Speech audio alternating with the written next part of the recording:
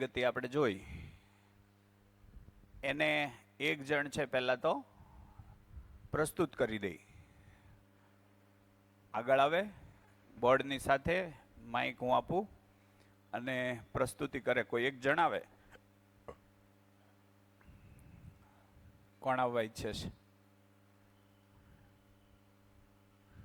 નિકિતાબેન, જીયાબેન, આવું છે? Okay.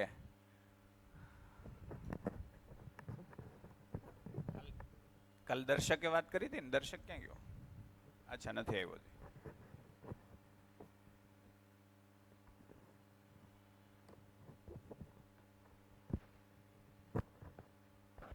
Hello,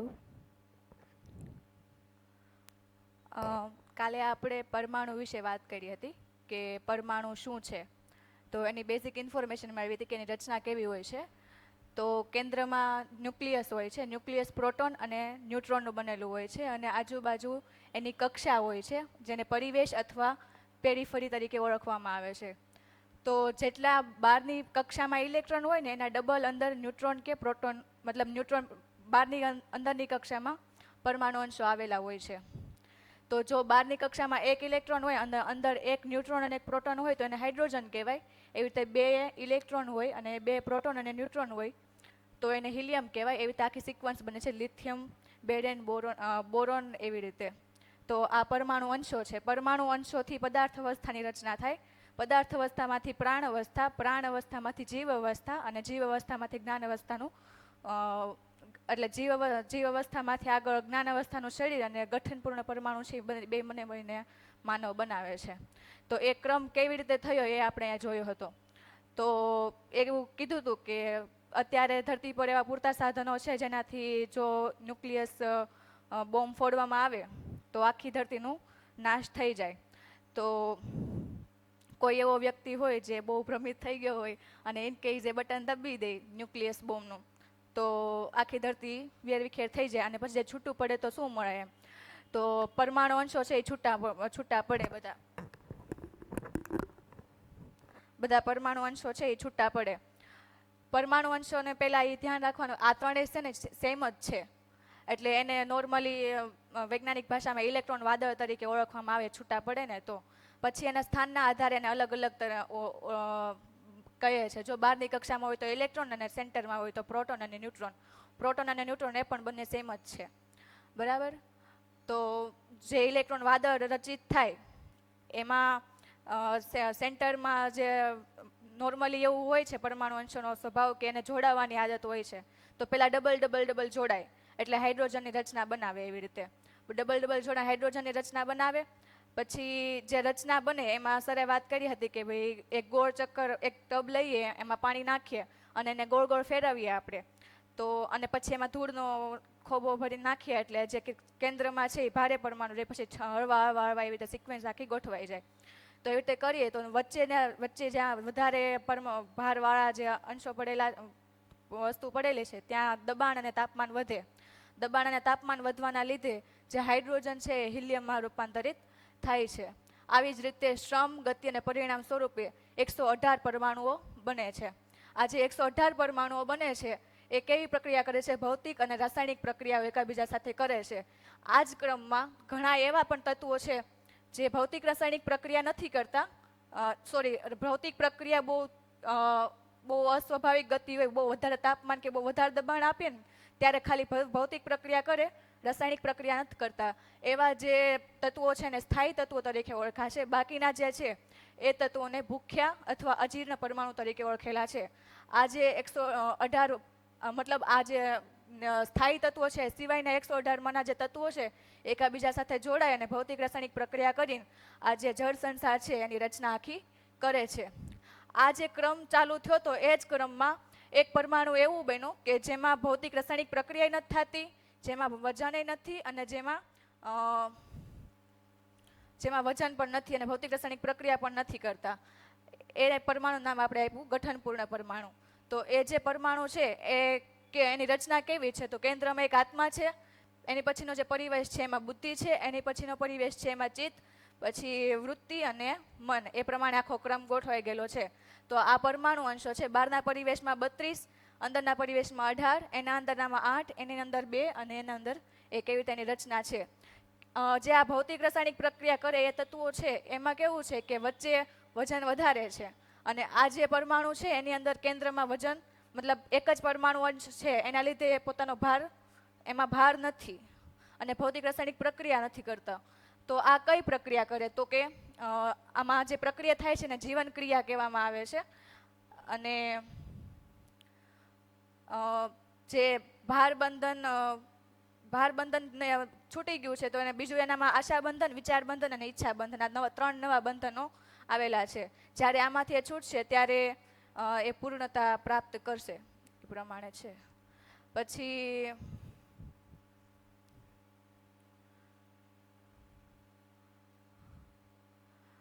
બસ, અને આના પછી જે જીવન છે પૂર્ણતા પ્રાપ્ત કરવાની છે. તો પૂર્ણતા કઈ રીતે પ્રાપ્ત કરે? તો કે ન્યાય, ધર્મ, સત્યને સમજે તો એ પૂર્ણતા, અને એનો સાક્ષાત્કાર, બોધ અને અનુભવ કરે તો એ પૂર્ણતા પ્રાપ્ત કરે. તો એ ક્રમમાં તે ન્યાય શું છે એ સમજવાનું હતું. તો બે જીવન પરમાણુ છે, એ બંને વચ્ચે કંઈક ને કંઈક સંબંધ છે. એ બે સંબંધ વચ્ચે એ મૂલ્યને ઓળખે અને મૂલ્યનો નિર્વાહ કરે, અને બંને વચ્ચે જો ઉભય તૃપ્તિ થાય તો એને ન્યાય થયો કહેવાય. એ પ્રમાણે આ ક્રમ છે એ આપણે સમજેલો હતો. પછી મમ્મી છે તો એ મમ્મીમાં પોષણ મૂલ્ય હોય, પછી પપ્પા છે તો એમાં ઉદારતા હોય, એ પ્રમાણે આખું સમજેલા હતા આપણે. હેલો, હજી કોઈ બીજાનું ધ્યાન જતું હોય એ કોઈ આવે, આમાંથી ચૂકાયેલું હોય, કંઈ પોતાને સમજાણું હોય ને સમજાવવા માંગતા હોય? હાજી. આમાંનું નથી, પણ હા, આ જ્યારે અણુઓ સમજાવ્યા ને કાલે તમે, પછી કાલે જ મને એક સવાલ થયો હતો. હા.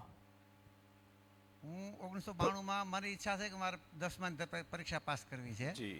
એટલે હું પછી એક મારા મિત્ર છે સોનાણી સાહેબ, ભીખુભાઈ સોનાણી, એના ક્લાસમાં હું ટ્યુશન માટે જતો. એમાં એક લાઠિયા સાહેબ ગણિતનો વિષય લે, વિજ્ઞાનનો વિષય. એમાં એમણે ચર્ચા કરી કે ભાઈ જીરાફની ડોક શા માટે ઊંચી થઈ? તો ઊંચું ઊંચું ખાવા માટે ઈચ્છા હતી તો ઊંચી થઈ ગઈ. એટલે મેં એમને સવાલ પૂછ્યો કે આપણે બધા કાઠિયાવાડી છે ને, કાઠિયાવાડ બાદ ખેતી કરેલી છે, ગામડામાં આપણે ઢોર ચારેલા છે. આપણી બકરી છે ને એ 2 ટાંગા ઊંચા કરી અને બોરડીના ઉપરના કૂણા પાન ખાવા માટે મથતી અને ખાતી. તો મેં કીધું જીરાફની ડોક લાંબી થઈ ગઈ તો બકરીની કેમ ન થઈ? એટલે કે એ મને ખબર નથી, પણ અમને ભણાવવામાં એવું આવ્યું છે. પછી બીજી વાત એક થઈ કે વાનરમાંથી માનવનું સર્જન થયું છે શરીરનું. તો મેં એમને પૂછ્યું કે વાનરમાંથી માનવનું સર્જન થયું તો વાનર તો હજી હયાત છે, એ કેમ મટ્યા નહીં?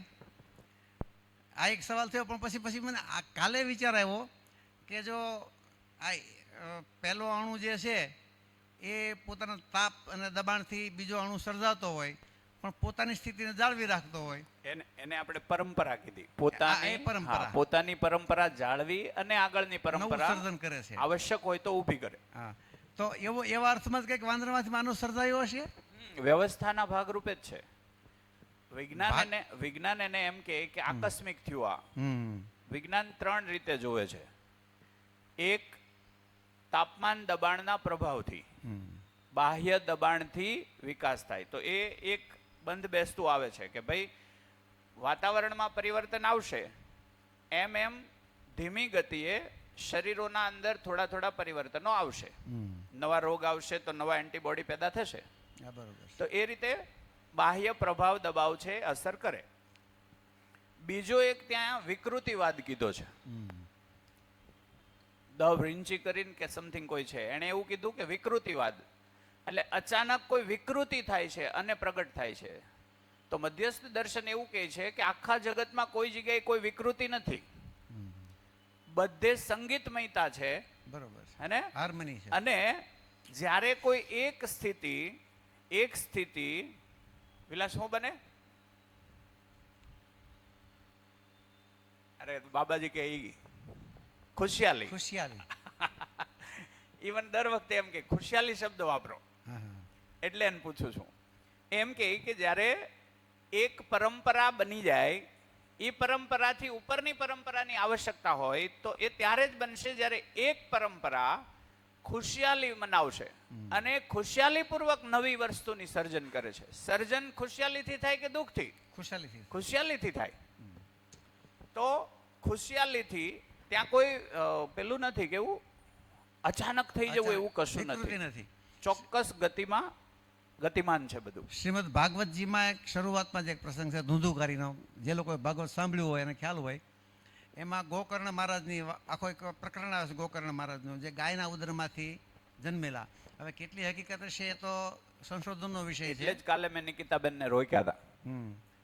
એ સંશોધનનો વિષય છે. એટલે કેવું છે કે એક હદે તમે દર્શનને પચાવશો ને એટલે તમારામાં અમુક સ્વીકાર તરત આવવા માંડશે. બરોબર. દર્શન પચશે તો આવશે. વાસ્તવિકતા છે એ તો છે, ઘટના ઘટિત થઈ છે એ તો થઈ છે, કોઈ ઘટના ઘટિત થઈ છે એ તો થઈ છે. કાલે અમે 2-3 જણા ઊભા હતા તો એમાં કોઈ એવું કીધું કે હું મોક્ષમાં નથી માનતો. તો નથી માનતો કે માનતો એનાથી કઈ અસ્તિત્વને ફરક પડવાનો છે? ત્યાં હશે તો એ હશે જ, ત્યાં નહીં હોય તો એ નહીં હોય. ફરક કોને પડવાનો? ફરક કોને પડવાનો? માનવા વાળાને. સમજી લો કે અઢળક જન્મ સુધી એને નથી માન્યું અને છેવટે કંઈક નીકળ્યું તો વાત એટલી જ છે, માની લીધેલું છે અને જાણી લો. જેમ કે હું નથી માનતો મોક્ષ જેવું, હું કાંઈ માનતો નથી, તો જાણી લો કે ખરેખર નથી જ તે, અને આધાર લઈ લો એટલે કેવી હળવાશ થઈ જાય. પણ અંદરથી કોઈ પાછું એવી સ્વીકૃતિ હોય કંઈક હશે તો લોચો. તો એક વાત એવી છે, આપણે કહીએ ને દ્રષ્ટિ એવી સૃષ્ટિ, હે, હું જેવી કલ્પના કરું એવી સૃષ્ટિ બની જાય. આ એક વિકલ્પ છે. એક વિકલ્પ કયો છે? હું જેવી કલ્પના કરું છું એવી આખી સૃષ્ટિ છે. આ એક ભાગ થયો. બીજો ભાગ એવો છે કે જેવી સૃષ્ટિ છે એવી જ મારી કલ્પના સ્થાપિત થઈ જાય. આમાં બેટર કયું છે? ન બદલાય એવું કયું છે? જેવી સૃષ્ટિ છે એ પ્રમાણે મારી કલ્પના સેટ થઈ જાય. એ સુખદ સ્થિતિ છે. અકસ્માત એમાં વધારે છે. અકસ્માત એમાં છે જ્યાં ફિક્સ મેં જે કીધું એવું બધું થઈ જાય. હું કાલે એવું કહું કે આ સૂર્ય નથી, એ તો ભ્રમ છે, સૂર્ય એ તો ભ્રમ છે, એવું આપણે કહીએ. અચ્છા, તો એ વહી જવાનો? જે છે એ રહેવાનું છે. હું માનું કે ન માનું, અસ્તિત્વને કશો જ ફરક નથી પડતો. ફરક પડે તો માત્ર ને માત્ર સ્વયંને પડે. એટલે કબીર કહે કે તું હી તોલતા, તું હી તોલતા, તું હી દંડી, તું હી તરાજુ, તું હી અપને કો તોલતા. તું જ તોલશો. આ છે તો છે. સવાર તને એમ થાય આ બધું છે, બપોરે એમ થાય કાંઈ નથી, આ માયા છે. સાંજે પાછું એમ થાય અડધું અડધું છે. તો પરેશાન કોણ છે? સ્વયં. અસ્તિત્વને હવારે તે કીધું નથી તોય કઈ નાશ થઈ ગયું નહીં. બપોરે તમે એમ કીધું કે છે તો એને મજા આવી ગઈ નહીં. એ એની ગતિમાં છે. તારે ગતિ જોઈ લેવાની છે. તારી ગતિ કઈ તરફ છે? પતી ગયું. ઠીક છે ને? હાજી. આ બાજુ જીવન પરમાણુમાં બાકી રહી ગયું હતું. હાલો આવો હાલો. ના ના વાંધો નહીં, અહીંયાથી હાથ તમારો ત્યાં હોય ને તમે સમજાવતા હોય તો લોકોનું ધ્યાન તરત.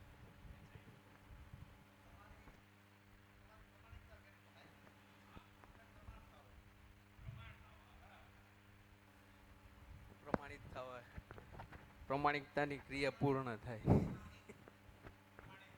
પ્રમાણિત. ઓકે. તો અહીંયા છે ને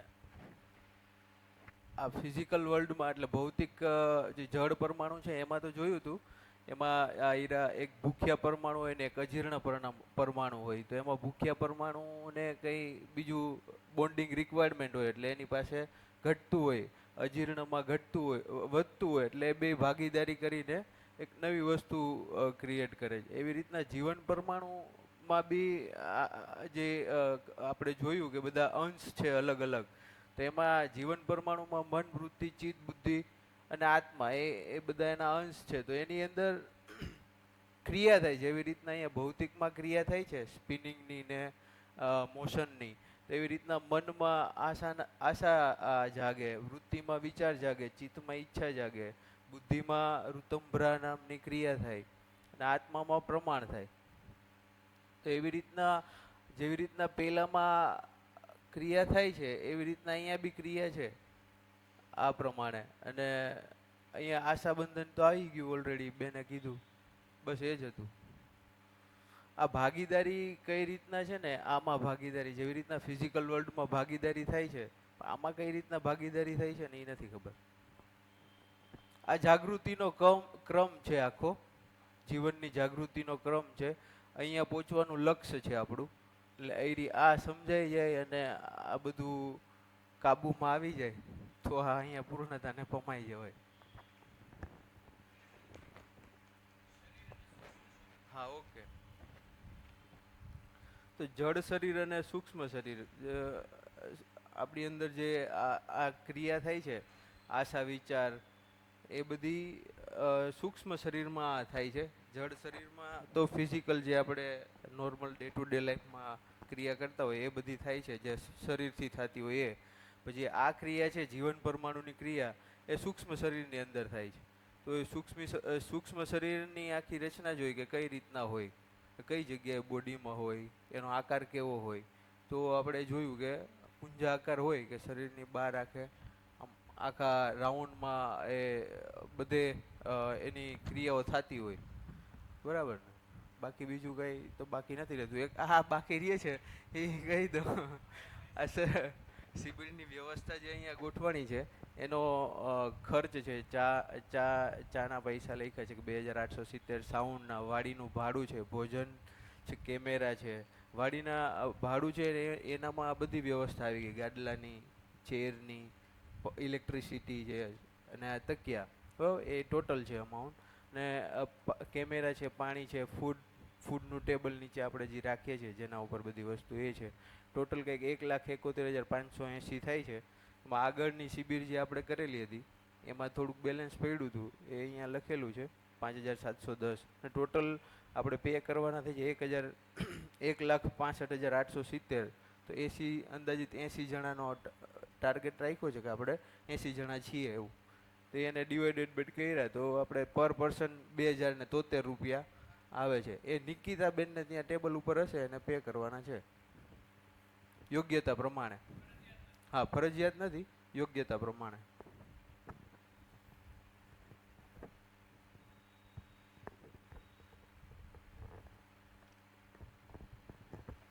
ઇન જનરલ આપણે જે વસ્તુ ભણી રહ્યા છીએ એના પ્રમાણે જ એને આપણે સમજીએ કે આ કઈ રીતે. તો આખા ભારતની અંદર જે શિબિરો થાય એ શિબિરો કેવી રીતે થાય છે એને આપણે થોડુંક સમજીએ એટલે એમાંય સ્પષ્ટતા થાય. કે ઇન જનરલ સમજી લો કે એ નાગરાજજી છે, એને કોઈ કહેતા કે ભાઈ શિબિર કરવી છે, અમારા ગામમાં શિબિર કરવી, તો ગામ લોકો આયોજન કરે, એ શિબિર લેવા આવે, એ કોઈ ચાર્જ નહીં લેતા. જે ત્યાંની વ્યવસ્થા હોય એ વ્યવસ્થાપકોએ જોવાની. વ્યવસ્થાપકોએ એવો ઠેકો નથી લેવાનો. એ નાગરાજજી બહુ સ્પષ્ટ કહેતા કે તમે હું એકલો આ બધું કરી નાખું એમ કરીને પાછા બ્રહ્મમાં ન જતા. અસ્તિત્વમાં ભાગીદારી છે, નહીતર તમારો એ અટકાવ આવી જાય કે મેં કર્યુંમાં પાછા જતા રહેશો. તો કોઈ જગ્યાએ કોઈ નામ પ્રદર્શિત ન થાય. લખાવો ત્યારે તમે નામ લખાવો, નહીં લખાવો એ તમારા ઉપર આધાર રહેશે. તમને એમ થાય કે લખાવો, કોઈ વાંચવા વાળું છે નહીં. આ શિબિર પૂરી એટલે કાગળ ફાટી જાય. એટલે એક શિબિર પૂરી, હવે એમાં સમજી લો કે વધ્યું કંઈ કે ઘટ્યું હોય તો જે આયોજકો હોય એ પોતે તૈયારી દર્શાવતા હોય છે કે ભાઈ કંઈ ઘટ્યું તો એ પોતે છે ભાગીદારી પ્રમાણે જેની જેટલી ક્ષમતા હોય એ પ્રમાણે પોતે પૂર્તિ કરતા હોય છે. તો આ રીતે શિબિરો આખા ભારતભરની અંદર ચાલે છે. આયોજન કરવાવાળા 8-10 જણા હોય તો એ માનસિક તૈયારી સાથે હોય. કેમ કે એ એક દી શિબિર, હું પહેલી વાર શિબિરમાં ગયો ત્યારે મેં નહોતું ભર્યું કંઈ. 2 દિવસ જઈને વી આવ્યો તો હું, તો 2 દિવસનું મેં કશું ભર્યું નહોતું. 2 દિવસ હું ખાધું, પછી મને શિબિર આખી કરી ત્યારે સમજાણું કે એ મેં ખોટું કર્યું હતું. એ પછી ભરપાઈ કરી દીધી કે ચાલો તે દી આપણો બેઝ તો બન્યો હતો, તો આમાં કંઈ ફરજિયાત નથી, કોઈ નથી કરી સક્ષમ નથી, તો એમાં કશો વાંધો નહીં. એમ એની ભાગીદારી ગાડલા આ તે બધું ગોઠવવામાં ઘણી વાર હોય છે, તો એમાં સહેજે સંકોચની જરૂર નથી. અને જે લોકો ઘણા એમ કહેતા હોય કે જે ઘટે એ અમને કહેજો. ગયા વખતે તો બહુ બધાએ તૈયારી બતાવી, સોમભાઈ વખતે એવું થયું હતું. તો આ હોલમાં આ ત્રીજી શિબિર છે. 2 શિબિરની અંદર એકમાં 3500 પ્લસ રહ્યા હતા અને એકમાં કંઈક 2100 સમથિંગ પ્લસ રહ્યા હતા, એવું હતું ને? આ ચોથી છે. હા, હે જયભાઈ આવ્યા હતા. હા, આ ચોથી છે. ત્યારે હું નહોતો, ત્યારે હું અધ્યયનમાં ગયો હતો. જયભાઈની શિબિર જે દિવસે ચાલુ થઈ તે દિવસે જ હું હાપુડ ગયો હતો, એટલે ત્યારે હું નહોતો, એટલે મને ગણતરી ન રહી. તો આવી રીતે આ માળખું ચાલતું હોય છે. આખા ભારતની અંદર આના કોઈ પ્રમુખ નથી, કોઈ જ કશું લીડર નથી. સહિયારી ભાગીદારીથી આ બધું કામ થયા કરે છે. જેમ કે અમે અહીંયા મનીષભાઈ છે, વિનુભાઈ છે, રાકેશભાઈ છે, અશોકભાઈ છે, વનિતાબેન, આપણે અનિતા, અરે સુનિતાબેન છે, અનિતાબેન, વનિતાબેન ને સુનિતાબેન. ક્યારેક ક્યારેક નામમાં એવું થઈ જાય ને, અમુક નામ એવું અટવાઈ જાય ને પણ નામ અરે બહુ તમે લેતા નહીં, આમ તમને કહેવું પડે એમ નથી. પછી વિજયભાઈ છે, છેલ્લી 3 શિબિરથી વિજયભાઈનો સહયોગ એ જબરજસ્ત બધી ભૂમિકામાં હોય છે. નિકિતાબેન છે, તો ઘણા એવા અહીંયા વ્યક્તિઓ છે. દર્શકભાઈ છે, બુક્સનું ને એ બધું બહુ ખાસું એવું હેન્ડલ કરે છે. ડૉક્ટર સાહેબ છે, તમારું નામ હું ભૂલી ગયો, હરેશભાઈ. તો ઘણા બધા દાદા દર વખતે છે સપોર્ટિવમાં હોય છે, બધું એરેન્જમેન્ટ સૌથી પહેલાં આવીને ગાડલા ગોઠવવા લાગવાનું વગેરે વગેરેમાં ઘણી જગ્યાએ. તો સૌનો આ રીતે સહયોગ થતો હોય છે. ભાગીદારી એટલે માત્ર પૈસાની ભાગીદારીનો મુદ્દો નથી, એને. તો આપણે આવીએ ત્યારે 2 જણા છે, રાકેશભાઈ ને મનીષભાઈ, પંચ્યુઅલ રેગ્યુલર ટાઈમે આવીને ગાડલા ગોઠવવા લાગે છે. પછી એનું પાછું ઓફિસ કામ હોય છે એટલે જતા રહી. તો એની એ નિયમિતતા છે કે એ આવીને કરે છે. તો આવી રીતે ભાગીદારી થતી હોય છે, બરાબર છે. તો પ્રબોધકો જે છે એમાંય હજી પૂર્ણ સંકલન થઈ ગયું એવું નથી. એમાંય મનની અંદર થતી ક્રિયા, વૃત્તિ, ચિત્તમાં થતી ક્રિયાઓના આધારે મતભેદ ઘણીવાર જોવા મળે. મારા અને મનીષભાઈ વચ્ચે મતભેદ જોવા મળે, પણ એટલી એમાં સહજતા આવી જાય છે કે મતભેદને સોલ્વ કરવાના મુદ્દામાં અમે સંવાદ છોડતા નથી એકેય. કેમ કે હજી આપણે કંઈ પૂર્ણ તો થયા નથી. પૂર્ણતાના ક્રમમાં હજી તો પહેલું પગથિયું જ છે. તો એમાં ક્યાંક આપણે સાચા હોય, ક્યાંક ખોટા હોય, પણ સંવાદની એક ભૂમિકા બની છે કે આપણે વાતચીત કરી શકીએ છીએ, નિરાતે બેસીને વાતચીત કરીએ, જડતા નથી. એ ભાગ ખાલી ખુલી જાય ને તોય બહુ સરળતા આવી જાય છે. ઠીક છે ને? ઓકે. તો આ લગભગ ગ્રુપમાં મૂક્યું છે ને. ગ્રુપમાં કોઈ ઓનલાઈન કરવા માંગતા હોય તમારા અકાઉન્ટમાં જશે, એવું છે ને? હા, તો કોઈ એ તમારો બારકોડ કે કંઈ હોય સ્કેનિંગ એ તમે જોઈ લેજો, બરાબર છે. આજ અને કાલ સુધીમાં જેની જે યોગ્યતા હોય એ પ્રમાણે આપણે 80 જણા ઓલ ઓવર વધઘટ ડીશ જતી હોય છે જમવાની, પણ 80 જણા ક્યારેક 70 જાય તો ક્યારેક 90 જાય છે.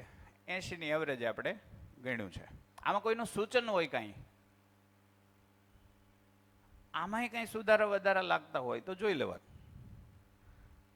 હાજી, માઇક.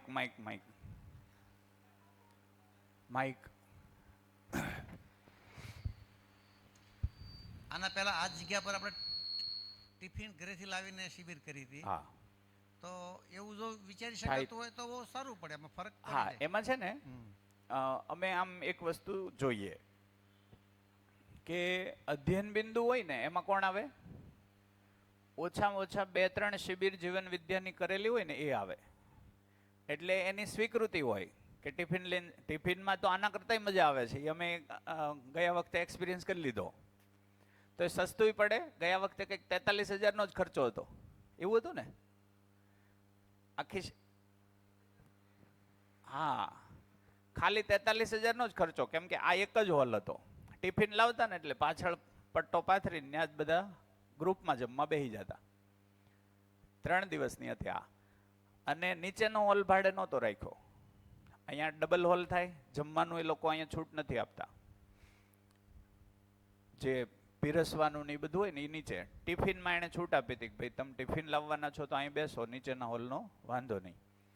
તો અહીંયા નહીંતર જમવા નથી દેતા. તો એ રીતે થયેલું એટલે બહુ સસ્તી પડેલી. પણ એ છે ને અધ્યયન બિંદુમાં લાગુ પડે. પરિચય શિબિરમાં પહેલા વહેલા હોય ને અને એનો એવો સ્વીકાર ન પણ હોય કે ભાઈ નથી જવું એવામાં. કેમ કે સુરત એટલે પહેલા ખાવાની વાત આવે.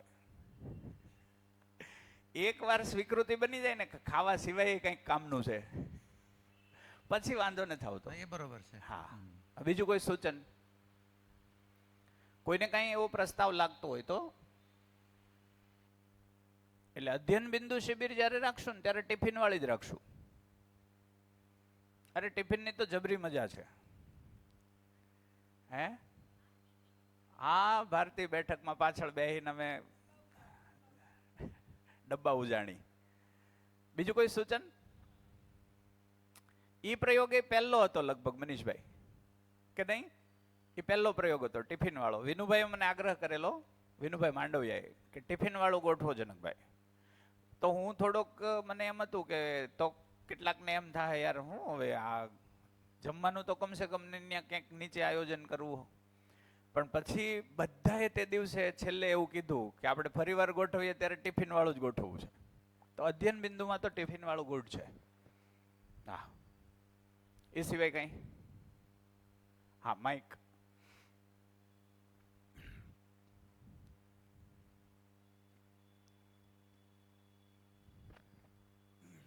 સર નમસ્તે. જ્યારે શિબિર ગોઠવો ત્યારે કદાચ જે જોબ કરતા હોય તેને માટે શું થઈ શકે પછી બીજી શિબિરમાં? એક પ્રયોગ અમે રાત્રિનો કર્યો છે. રાત્રે 8:30 થી 11:30 એવી રીતે અમે 11 દિવસની શિબિર ડિઝાઇન કરેલી છે. પણ એ જરા કદાચ સ્થાનિક હોય કે નજીકના વિસ્તારમાં હોય તો, અને ક્યાંક દૂરથી આવવાનું થાય તો બીજું હવે એવી રીતે વિચારી શકીએ કે જેમ જેમ શિબિર થતી જાય છે એમ એમ લગભગ દરેક એરિયામાંથી અમુક ગ્રુપ બનતા જાય છે. તો સમજી લો કે તમે જે એરિયામાં છો ત્યાં 5-7 જણા જીવન વિદ્યા શિબિર કરેલ વ્યક્તિઓ છે. તો એ લોકો સમજો કે એની સ્વીકૃતિ બને કે ભાઈ 8 જણા અમે છીએ. તો આનું અધ્યયન કરેલા વ્યક્તિઓ હવે સુરતમાં 30-35 જણા છે. તો એમાંથી કોઈ જવાબદારી લેશે કે તમે કયો એ 10 દિવસ ત્યાં, તમે કયો એ બેઠકે આવશે. એ આયોજન થઈ શકે. બરાબર ને મનીષભાઈ, વિનુભાઈ? એવું થઈ શકે એમ. કે અમારો એરિયો છે સચિન છે. હા, તો એ બાજુથી ગયા વખતે ગઈ શિબિરમાં 3 જણા સચિનથી આવતા હતા. મિતેશભાઈ એક હા, છે. મિતેશભાઈ ને બધા આવતા હતા. એમણે જ મને કીધું. તો એ લોકોનું તમારું ગ્રુપ બની જાય. અને જો તમે એમ કહો કે ભાઈ અમે અઠવાડિયામાં શુક્ર શનિ આ જ વસ્તુને પચાવવી, એવો વિચાર વિપુલભાઈ શાહ કરીને કોઈક છે. હા, વિપુલભાઈ શાહે છે.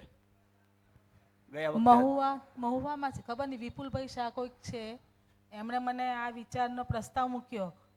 પહેલા મેં કીધું હું સમજુ તો ખરી. હા, બરાબર છે, બરાબર છે. એ પ્રમાણે પછી મને લાગ્યું સારું. પણ મને અપડાઉન કરવાના અને જોબમાં તકલીફ પડે તો પછી મારે વધારે આગળ વધવું હોય તો શું કરવું? મને રસ્તો બતાવો. તો આના 2-3 મુદ્દા. એક તો આપણે કીધું ઈ કે તમે ત્યાંનું કોઈ 5-7 જણાનું ગ્રુપ હોય. બીજું કેવું છે કે ગ્રુપને આપણે કેમ કીધું કે જાન લઈને જઈએ ત્યારે છોકરાઓ છોકરાઓને ગોતી લે, બૈરાઓ બૈરાઓને ગોતી લે. એમ દારૂ પીતો હોય ને એ ગામમાં દારૂ ગોતી જ લે. જેને જિજ્ઞાસા હોય તે જીવન વિદ્યા શિબિર ગોતી લે. એક્ઝેક્ટલી. તો તમારી આસપાસ જિજ્ઞાસુ હશે ને એની સાથે તમે સતત સંવાદમાં રહેશો કે ભાઈ આ સમજવા જેવું છે. આ સચિનથી જ છે ને તમે? ના, એક સચિનથી એક સમર્પણ સોસાયટીમાંથી કાલે એક બેન આવ્યા હતા. એટલે એમનો ચલો હું સંપર્ક. હા, તો એવી રીતે સંપર્ક કરીને એક ગ્રુપ ક્રિએટ થાય. જેમ કે હું ભણવા ગયો, ભણીને આવ્યો, મને ખબર પડી કે એક માહોલમાં હું રહીશ તો જ આ વસ્તુ મારામાં ટકશે. માહોલમાં નહીં હોવ તો મારામાં નહીં ટકે. એકલાનો કોઈ કાર્યક્રમ નથી. તો અમે અમારી સ્કૂલથી શરૂઆત કરી. સ્કૂલની અંદર વિદ્યાર્થીઓ, વાલીઓ, એમ કરતાં કરતાં સામાજિક સુધી પહોંચ્યા. એટલે લગભગ પૂર્ણા ગામ અત્યારે જીવન વિદ્યાનું એક એપિસેન્ટર સુરત માટે બની ગયું કે નહીં? એવી જ રીતે વિનુભાઈને એમ લાગ્યું કે માહોલની જરૂર પડશે, તો એણે એનું એક ગ્રુપ ક્રિએટ કર્યું. એ ગ્રુપ ક્રિએટ કરીને એમણે જ પોતાના જ ખેતરની અંદર એ સુવિધા ઊભી કરી અને ત્યાં 10-15 દિવસ બધા અભ્યાસ કરવા જાય એવો એક માહોલ બનાવ્યો. તો હું મારો માહોલ કેવી રીતે રાખી શકું, એના માટે દરેક વ્યક્તિ પોતાની આસપાસના એવા વ્યક્તિઓ જે જિજ્ઞાસુ છે એની સાથે નિયમિત બેસવાનું, વાત કરવાનું ચાલુ રાખે. આ એક વિકલ્પ થયો. બીજો વિકલ્પ એવો છે કે ગુજરાતભરની અંદર ઘણી ઓનલાઈન ગોષ્ઠીઓ ચાલે છે રેગ્યુલર. 2-3 વર્ષથી એક યોગેશભાઈ કરીને છે અમદાવાદના, લગભગ 6 વર્ષથી રેગ્યુલર ગોષ્ઠી કરે છે. રેગ્યુલર એમ. તો એવા કોઈ ગ્રુપમાં જોડાઈ જવું. પણ એમાં કેવું થશે, થોડોક સમય લાગશે તમારે. પહેલા એક જીવન વિદ્યા શિબિર, 2-3 જીવન વિદ્યા શિબિરે એક બેઝ બને. નહીતર કેવું થાય કે એક દિવસ તમે જોડાઓ પણ એમાં જે વાત થઈ રહી છે ને એ તમારા સુધી પહોંચી નહીં શકે, કેમ કે એ સ્થિતિ ન બની હોય. એ સ્થિતિ બને ત્યાં સુધી થોડુંક પ્રયત્ન કરવો પડશે. એકવાર સ્થિતિ બની ગયા પછી એ સહજ સ્થિતિ જળવાઈ રહી છે અને પછી તો વિકલ્પો મળવા જ માંડે છે. સર, બીજો એક સવાલ છે મારી પાસે કે આ 7 દિવસની શિબિર મેં ભરી, મને યોગ્ય લાગ્યું, એના માટે મારા માટે પુનરાવર્તન કરવું જરૂરી છે. પુનરાવર્તન હું કરીશ, ઘરે કરીશ, ઓનલાઈનમાં વિડીયો જોઈને કરીશ, પણ ત્યારે કોઈ દ્વિધા ઉત્પન્ન થાય તો કોનો સંપર્ક કરી શકાય, કોની પાસેથી મને જવાબ મળે, એ થોડાક વ્યક્તિઓના નામ જનકભાઈ. મારું તમે કરી શકો. મનીષભાઈ છે, વિનુભાઈ છે. એમનો કોન્ટેક્ટ નંબર સર ક્યાંકથી મળી જતો હોય તો? ગ્રુપમાં છે. અમે નવા પરિચય ગ્રુપમાં છીએ એટલે ત્યાં હોય કઈ ના હોય ખબર ના. આપણે એક મનીષભાઈ એવું કરીએ કે ગ્રુપમાં તમને જીવન વિદ્યાને થતા કોઈ પણ પ્રશ્ન માટે સંપર્ક સૂત્રો અથવા તો સંપર્ક કરી શકો એવા વ્યક્તિઓ, એમ કરી નામ સાથે નંબરનું એક 10 જણાનું લિસ્ટ મળી જાય. ખૂબ ખૂબ ધન્યવાદ કે સાહેબ. જેથી કોઈ પણ સંપર્ક કરી શકે. બરાબર? ખૂબ ધન્યવાદ જી સાહેબ. જી. હા, આ વિડીયો યુટ્યુબ ઉપર તો છે જ. યુટ્યુબ ઉપર તો છે જ. બીજું કેવું છે કે તમે એક જીવન વિદ્યા શિબિર કરી છે, બરાબર? હું વિલાસને જોતો, વિલાસે પહેલા એમ કીધું આ હું પરમાણુ ને એવું ભણવું, મારે નથી આ માથાકૂટમાં પડવું. મેં કીધું વાંધો નહીં.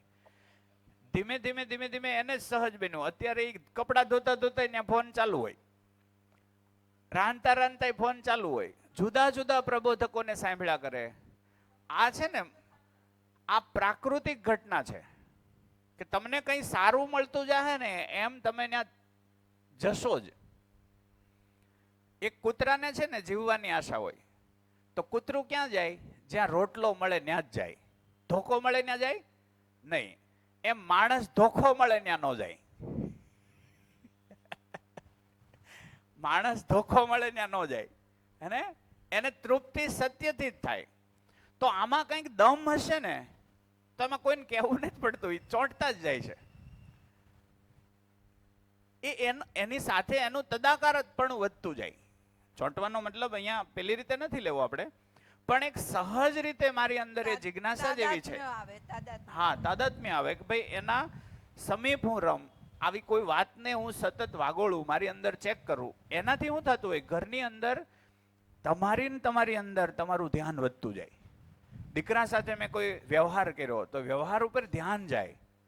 તો સાંભળશો એમાં વ્યવહારનું સોલ્યુશન મળશે તો તરત જ બીજી વાર એમ થાય કે બીજા વ્યવહારમાં પણ સોલ્યુશન અહીંથી મળે એવું છે. ઠીક છે ને? એમ. હવે અમારા જેવાને શું? આમ માઇક ચાલુ જ છે, આમ સીધું રાખો. હાલો. હા, હા, તો હું તો એકલી જ છું. બરોડાથી છો? હા જી. તો બરોડામાં 2-4 મિત્રો છે. એક તો મનીષભાઈના ભાઈ છે કિરણભાઈ, અચ્છા. હે ને, બરોડા જ છે. એણે પણ જીવન વિદ્યામાં ખાસું એવું પોતે ઉતરેલા છે. તો એમનો સંપર્ક તમે મનીષભાઈ જરાક ઊભા થઈ જાવ ને, ઓળખો છો ને? ઓળખે છે. હા, બસ તો એમનો સંપર્ક કરજો. એક યશ કરીને ત્યાં હતો, પણ જો કે હવે એ સમર્થ ડાયમંડમાં જીવન વિદ્યાને લગતી એક સ્કૂલ ખુલે છે, તો ત્યાં છે એ સતત રેસિડન્ટ જ એને ફેરવી નાખ્યું છે. તો એવી રીતે એ જતો રહ્યો, પણ ગ્રુપ લગભગ 15 જણાનું ગ્રુપ તો હશે બરોડામાં. એટલે એ લોકો આવું કંઈક ગોઠવે છે ખરા? એ માઇક આપો ને. હમણાં જયભાઈ શિબિર કંઈક હતું એવું છે.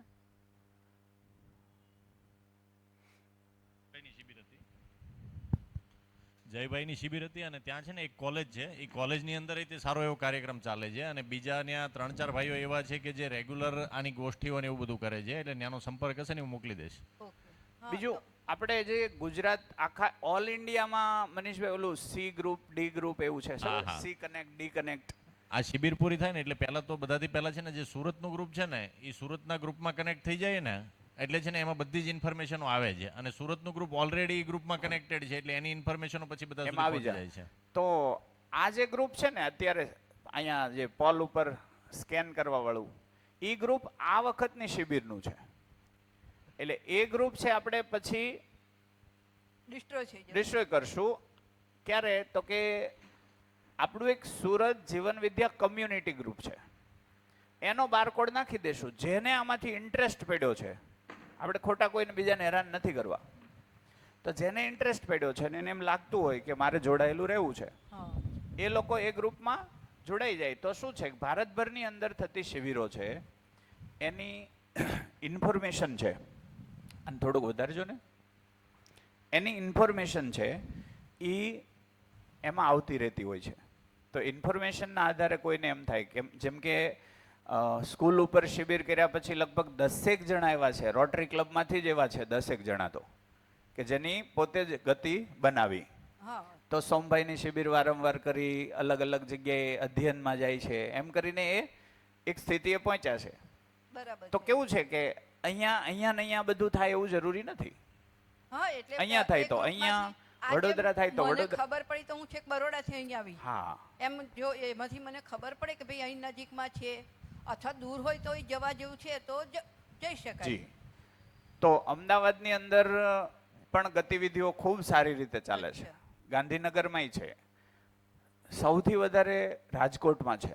કેમ કે રાજકોટમાં આત્મી યુનિવર્સિટી છે, હા, એણે આને સિલેબસ તરીકે લીધું છે અને પીએચડી સુધીના પ્રોગ્રામ એમાં એણે ડિઝાઇન કર્યા છે. તો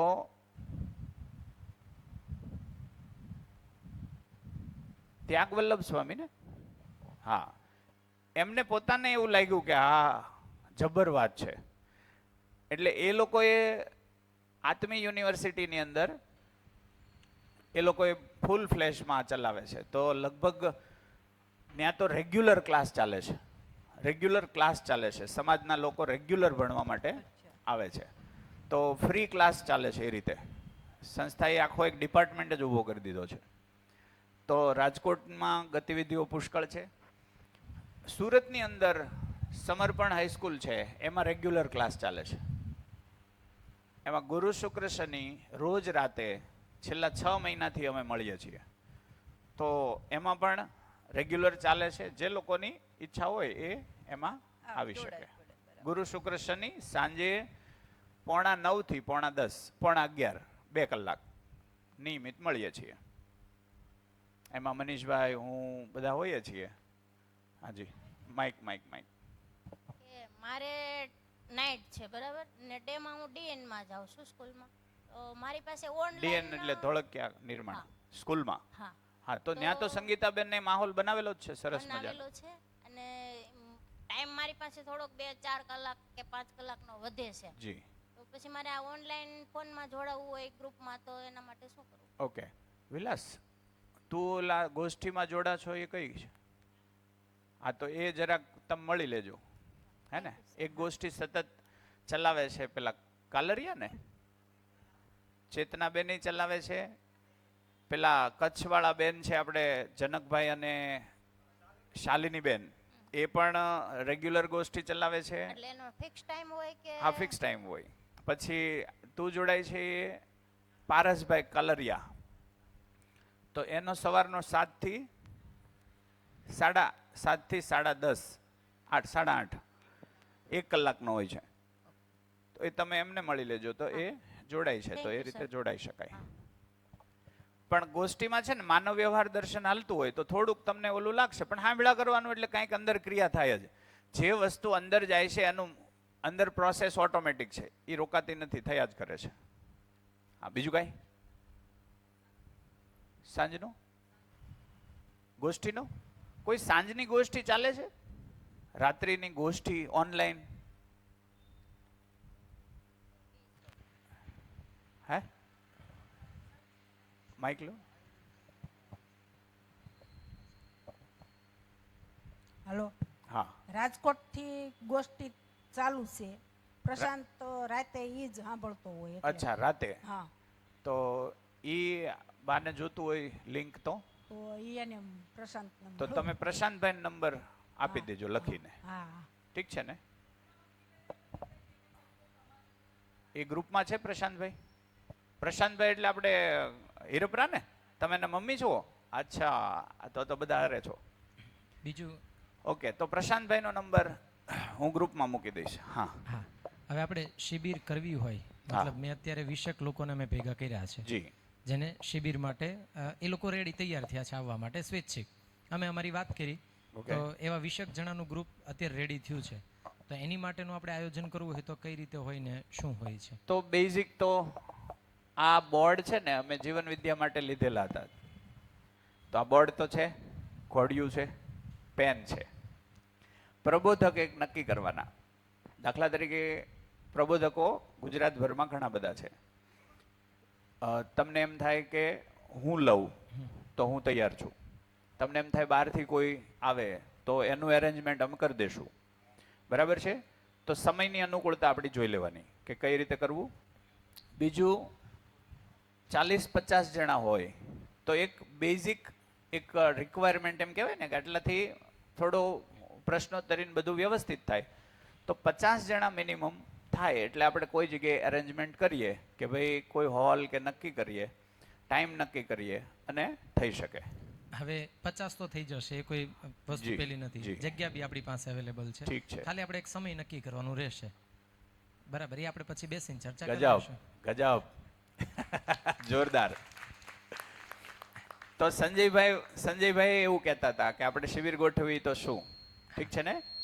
તો દર મહિને 2 મહિને એકાદી શિબિર આવી રીતે આપણે અરેન્જ કરીએ તો તમે ડેટ આપો 2 મહિના પછીની, અથવા તો આ અત્યારે શું ચાલે છે? મે પૂરો થયો, કાલે જૂન સ્ટાર્ટ, જુલાઈમાં ડેટ લો. ચાલો ઓકે, મને કયો એટલે નક્કી કરીએ. બરાબર ને? આપણે બંને નક્કી કરી લઈએ પછી તમને વાત કરી. જી જી. તો આ સામાન તો બધો છે જ, આ સ્કૂલ પર જ હોય છે, ત્યાંથી આપણે ત્યાં મૂકી દેવાનું એટલે પૂરું થઈ ગયું. સાઉન્ડ ને એ તો બધું હા, બસ બસ બસ બસ જગ્યા બી છે એટલે કોઈ ચિંતા નહીં. સાઉન્ડમાં મસ્ટ નેસેસરીમાં એક આ માઇક આ જે છે એ જ છે. એટલે આ ટાઈપની સિસ્ટમ મારી પાસે આખી રેડી છે. એ છે આ ભાઈ હવે આપણને ફાવી ગયા છે. ઓકે, આમાં શું છે, આ લોકો સાથે ભાવતાલ કરવો નથી પડતો. અને કેમેરા વાળા અને આ બધા પ્રશ્નો કરે છે એ મોટી વાત છે ને. એ જ પોતે પ્રશ્નો કરે છે, આ પોતાનું લાગે છે, એને પોતાના કંઈક સવાલના જવાબ મળે છે. હે? હાજી, શું માઇક તમે તમારે આજે છે ને નક્કી કરો ડેટ. કાલે જાહેર કરીએ એટલે અહીંથી બી જાહેર થાય જેને એમાં ઇન્વોલ્વ થવું હોય. ડેટ સ્થળ ભલે પછી નક્કી થાય પણ ડેટ આપણે એક ફિક્સ આપી દઈએ. સોમભાઈ મને જનરલી કહે કોઈ શિબિર છે એના પછીની શિબિરની ડેટ ફિક્સ કરતી જ જવાની, એવું મને કહે. એટલે કેવું છે કે જેની જિજ્ઞાસા છે ને એને કન્ટિન્યુઅસ. આ બધું કેવું એક બહુ સરસ વાત એમણે કરેલી. શું લાગે આપણામાં હજી કોઈ સંસ્કાર સ્થાપિત થયેલા એવું દેખાય છે? આપણા બધામાં કોઈ હજી કોઈ પૂર્ણતાના અર્થમાં કોઈ સંસ્કાર સ્થાપિત થયા હોય એવું દેખાય છે? નહીં. તો કોઈ સાચી વાત તમને આકર્ષિત ક્યારે કરે? એ મારામાં એકાદો સંસ્કાર સ્થાપિત થાય તો એ બીજા સંસ્કાર માટે આકર્ષિત કરે. બહારનો માહોલ સંસ્કાર વાળો છે? બહાર કોઈને સંસ્કાર સ્થાપિત થયેલા છે? શું લાગે? બહાર જે છે જે ચાલી રહ્યું છે ત્યાં સંસ્કાર સ્થાપિત થયેલા છે પૂર્ણતાના અર્થમાં? નહીં. દ્રષ્ટિ નહીં હાલે. સંસ્કારની વ્યાખ્યા શું? પૂર્ણતાના અર્થમાં મારામાં થયેલી સ્વીકૃતિ. એમ પૂર્ણતાના અર્થમાં કોઈ ઘરની અંદર સ્વીકૃતિ હોય એને આપણે આવી રીતે જોઈ શકીએ. કોઈ ઘર એવું મળે કે એમાં 35-70 નો રેશિયો હોય, 35-65 નો રેશિયો હોય કે 35% કમાવામાં ધ્યાન દેવાનું. અને આ રીતે જોઈ શકો, 35% કમાવામાં ધ્યાન દેવાનું, અથવા 50-50% લો, 50-50% લઈએ. 50% મહિનાના 15 દિવસ કમાવામાં ધ્યાન દેવાનું, મહિનાના 15 દિવસ પોતાના વ્યક્તિત્વ વિકાસમાં ધ્યાન દેવાનું. એમાં પૈસો ન આવવો જોઈએ. આવું કંઈ સ્થાપિત છે નહીં. આને સંસ્કાર હું કહું છું. મહિનામાં 1 દિવસે આપણી પાસે નથી એવો. અરે મહિનાને 1 દિવસની ક્યાં કરો, 1 કલાક નથી, તો ક્યાં સંસ્કારની વાત આવી? તો ભ્રમ પહેલા કાઢવો જરૂરી છે કે હું જેને માનું છું એ સંસ્કાર છે કે બીજું કંઈ છે. પહેલા તો મારામાંથી ભ્રમ નીકળવો જોઈએ. કેટલાને વાત પહોંચી? હું જે જીવી રહ્યો છું એનું સંસ્કાર માનીને જીવી રહ્યો છું ને એ સંસ્કાર છે જ નહીં. તો આપણને કોઈ એમ કહે ને આ છે ને ગાળ જેવું લાગે, તારામાં સંસ્કાર નથી એમ કહે ને તો ગાળ જેવું લાગે. એટલે ઝડપથી આપણને સ્વીકારવા તૈયાર ન થાય કે મારામાં સંસ્કાર નથી એમ કઈ રીતે કહો. એવું થાય કે ન થાય? રિયલમાં હવે તો બાળકોને એવું થાય છે, સંસ્કાર જેવું કાંઈ છે કે નહીં, ત્યારે એને ગોળી મારી હોય ને એવું લાગે.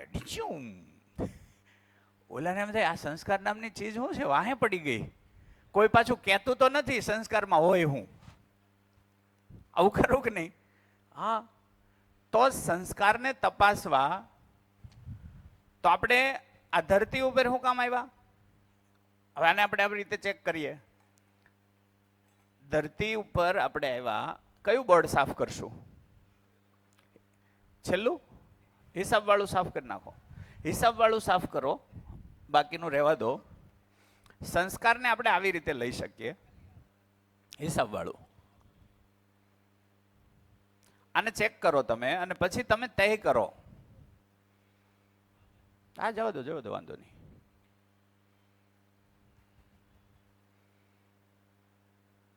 આ પણ લઈ લો.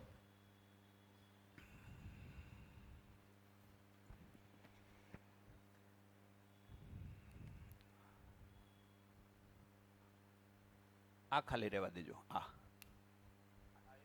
એટલું રહેવા દે. આ ભોઈ નાખો, આ ભોઈ નાખો, આ ભોઈ નાખો. તો અહીંયા મારો જન્મ, હે ને? અહીંયા આપણે ગણીએ કે અહીંયા મારો જન્મ થયો, ઠીક છે ને? હવે ભૂસી નાખ્યું, રેડી. આને જ લઈએ. હું જન્મ લઉં એટલે આ મારો જન્મ, ઠીક છે? જન્મ લઉં ત્યારે હું શરીર જ ખાલી જન્મે છે કે એની હારે જીવન છે? બોલો, જીવન છે. હવે મેં જન્મ લીધો તો મારી પાસે 2 પર્પઝ છે, 2 હેતુઓ છે. હું ખાલી શરીર છું કે જીવન ને શરીરનું સંયુક્ત સ્વરૂપ છું?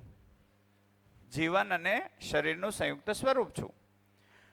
તો મારી પાસે જન્મ વખતે 2 પર્પઝ છે. એક છે જીવન લક્ષ, એક છે શરીર લક્ષ. આવું ખરું કે નહીં? શરીર લક્ષમાં શું? આ શરીર છે એને મારે ટકાવી રાખવું, એટલે શરીરની તંદુરસ્તી અને શરીરને જે આહાર પોષણ માટે જે જોઈએ છે એ ભેગું કરવું, ઠીક છે? એટલે એક લક્ષમાં આમાં શું શું આવશે? તો કે સ્વાસ્થ્ય આવશે, સામાન આવશે, સાધનો આવશે, અને પ્રકૃતિ સાથે આ માટે મારે કામ કરવું પડશે, કાર્ય આવશે. પ્રકૃતિ સાથે તમે કાર્ય કરશો, જડ પ્રકૃતિ સાથે. આને બરાબર પચાવજો. સ્વાસ્થ્ય, સામાન જો સામાનમાં, સામાનને આપણે આવી રીતે લઈએ, સામાનને આપણે આવી રીતે લઈએ: આહાર, આવાસ, અલંકાર, દૂરગમન, દૂર શ્રવણ અને દૂરદર્શન,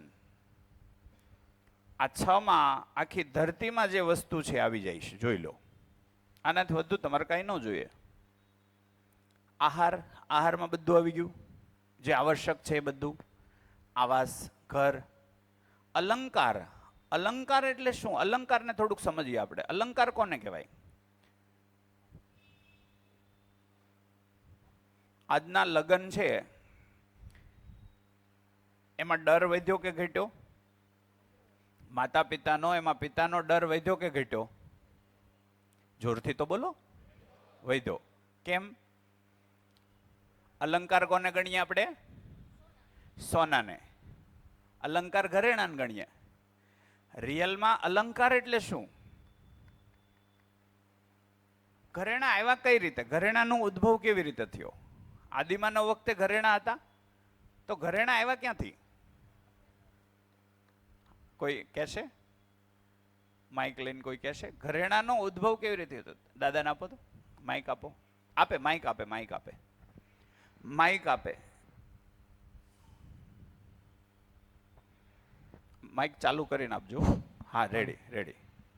આપણા શરીરની શોભા માટે બાહ્ય, શરીરની બાહ્ય શોભા માટે. અંદરથી હું ગંદો હોઉં તો? અંદરથી હું ગંદો હોઉં તો જાણવાનું. તો આપણે અલંકાર પહેરીને શોભાયમાન બનતા ગયા કે વધુ ને વધુ બોજ તરફ ગયા? બોજ તરફ ગયા.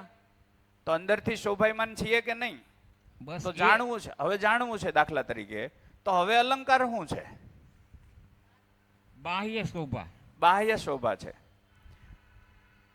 બાહ્ય શોભામાં મારી શોભા છે કે આંતરિક શોભાથી મારી શોભા છે? આંતરિક શોભા એ જ સત્વ છે. તો આંતરિક શોભાનો સામાન મને મળ્યો નથી એટલે હું બહાર શોભા વધારી રહ્યો. એટલે મને ખબર ન રહી કે અલંકાર હતા શું માટે અને એ વહી ક્યાં ગયા. તો ઇન જનરલ મધ્યસ્થ દર્શનને જો જોઈએ તો શરીરનું તાપમાન જાળવી રાખે એવા સંસાધનોને અલંકાર કહેવાય. શરીરનું આવશ્યક તાપમાન જાળવી રાખે એવા તમામ સંસાધનોને અલંકાર કહેવાય. તો પંખો શેમાં આવે? તો સોનું મહત્વનું પંખો. અલંકારમાં તો પંખો અગત્યનો. સોના કરતા કોણ અગત્યનું થઈ ગયું? પંખો. સોનું જે પરસેવો વાળી દે એ 8 ગજબ. એ વાત સાચી. તો આજે સોનું સંબંધોમાં બોજ બન્યું કે નહીં? સોનાનું અધિમૂલ્યન થયું. એ જેટલું કામનું નથી એટલું મેં માની લીધું. મેં એક જ માન્યું કે બધાએ, તો એ ભ્રમ થયો. તો આજે સમજી લો કે સોનાના કારણે જ ઘણીવાર લગ્ન તૂટતા હોય. બને કે નહીં? માણસનો ઓળખાણો એટલે માણસની કિંમત કે માણસનું મૂલ્ય સમજાણું નહીં. સોનાની કિંમત ને સોનાના મૂલ્યનું અધિમૂલ્યન કર્યું. સોનાનું અધિમૂલ્યન થયું એટલે માનવનું અવમૂલ્યન થઈ જ જાય. તો આને આ રીતે જોઈએ. અને આ રીતે જોઈએ કે આ ગાડલું પણ અલંકાર છે, ટેકો પણ અલંકાર છે, ખુરશી પણ અલંકાર છે. કેવી રીતે? તો આના પહેલાંય આપણે વાત થયેલી. તમને બધાને અહીંયા ઉભડક બેસાડીને ભણાવીએ તો પરસેવો વળી જાય કે નહીં? પાચન વિખાઈ જાય કે નહીં? શરીરની સ્થિતિ સારી રહેશે કે સાંજે દાખલ કરવા પડશે? બોલો. ઉભડક સાંજ સુધી બેહાડો એટલે દાખલ કરવા પડે. તો આનો મતલબ એવો થયો શરીરની વ્યવસ્થામાં આ ભાગીદાર છે સાધનો. તો અલંકાર એ માત્ર સોનું. અચ્છા, હવે આને આપણે સીધી રીતે ચકાસીએ. તમે સજી ધજીને લગ્નમાં જાઓ, પુષ્કળ અલંકાર પહેર્યા હોય, ઘરે આવીને તમે એ બધું ઉતારો ત્યારે પહેલો અંદરથી શું આવે? હાશ. આનો મતલબ 2 કલાક હતું એ ત્રાસ. 2 કલાક જે હતું એ ત્રાસ. કોણે નાખ્યો તો માથે? મેં જ. શેના કારણે? સારું લગાડવા. મને એવી માન્યતા છે કે આ સોનાથી હું શોભું છું. મારી એવી માન્યતા છે, સોનાથી હું શોભી ઉઠું છું. એટલે હું નથી ગમતું તોય હું ભરી ભરીને પહેરીશ. કયો કાંઈક કયો. અરે એમ થોડું હોય. ધ્યાનમાં આવી કયો. અરે કયો. સોનામાં બહુ મોહ ન રાખવા હું કહેતો તમને. જો એમને મોહ જાહે નહીં. એ તો કાંઈક એવું બતાવે, મોહ ન થાય તો કામ. હા, વધુ અગત્યનું મળી જાય એટલે ઓછું અગત્યનું છૂટી જાય. મને આજે સોના કરતા અગત્યનું કઈ મળ્યું નથી તો સોનામાં અટકવા સિવાય છૂટક્યો નથી. સોના કરતા કંઈક અગત્યનું મને મળી જાય એટલે સોનું છૂટી જ જાહે. ઠીક છે ને? હાજી, માઇક.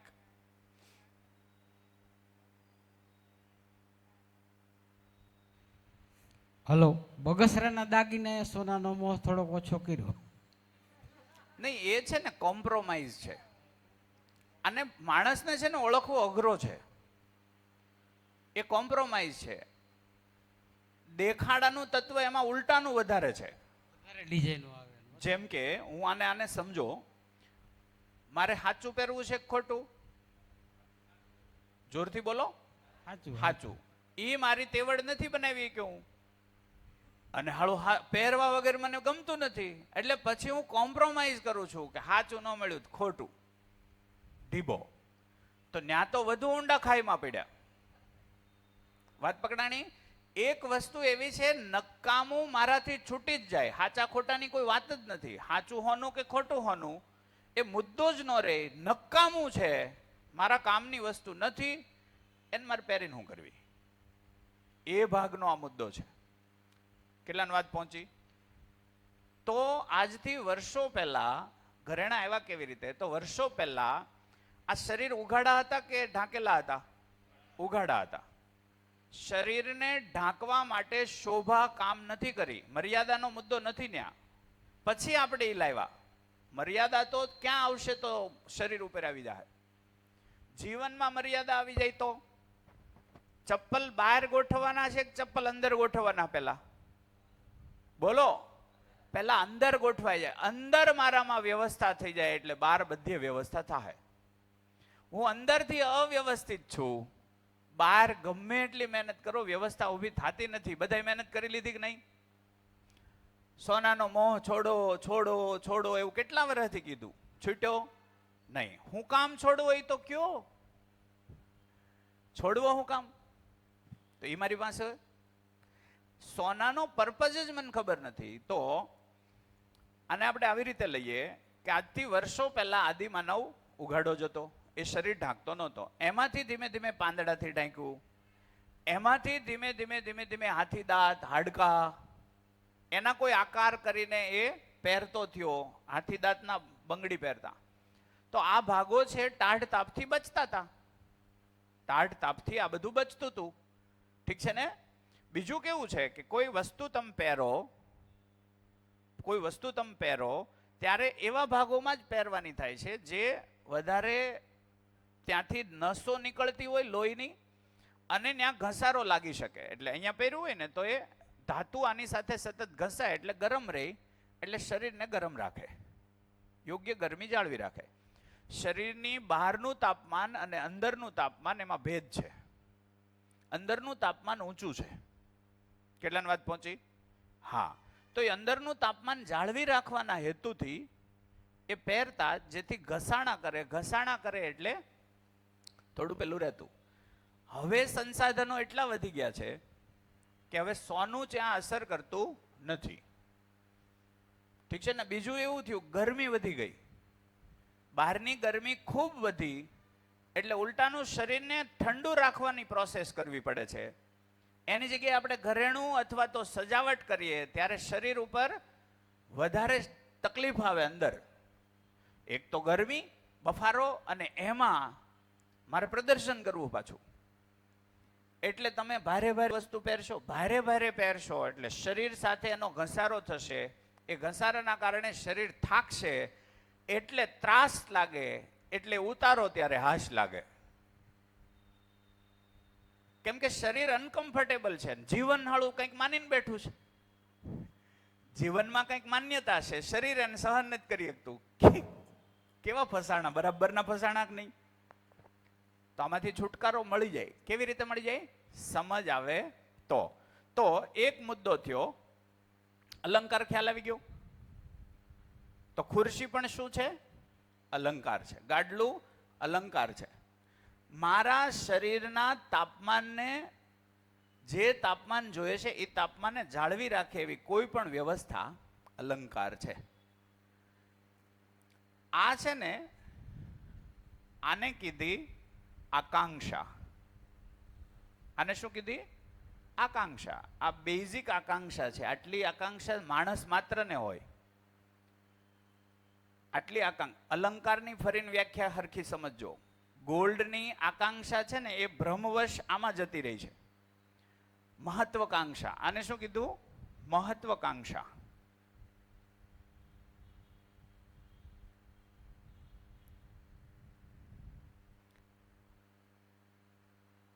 અને મહત્વકાંક્ષી કીધું. આ અસ્તિત્વગત આકાંક્ષા છે, અસ્તિત્વગત ઈચ્છા છે. આ મેં ઊભી કરેલી ઈચ્છાઓ છે. દુર્ગમનમાં શું આવે? એક જગ્યાએથી બીજી જગ્યાએ જવા માટે વાહનો.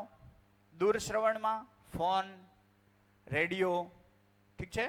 દૂરદર્શનમાં ટીવી, મોબાઈલ, એ બધું આવશે. આની બહારની કોઈ વસ્તુ ચૂકાતી હોય તો કયો? આટલું જ જોઈએ.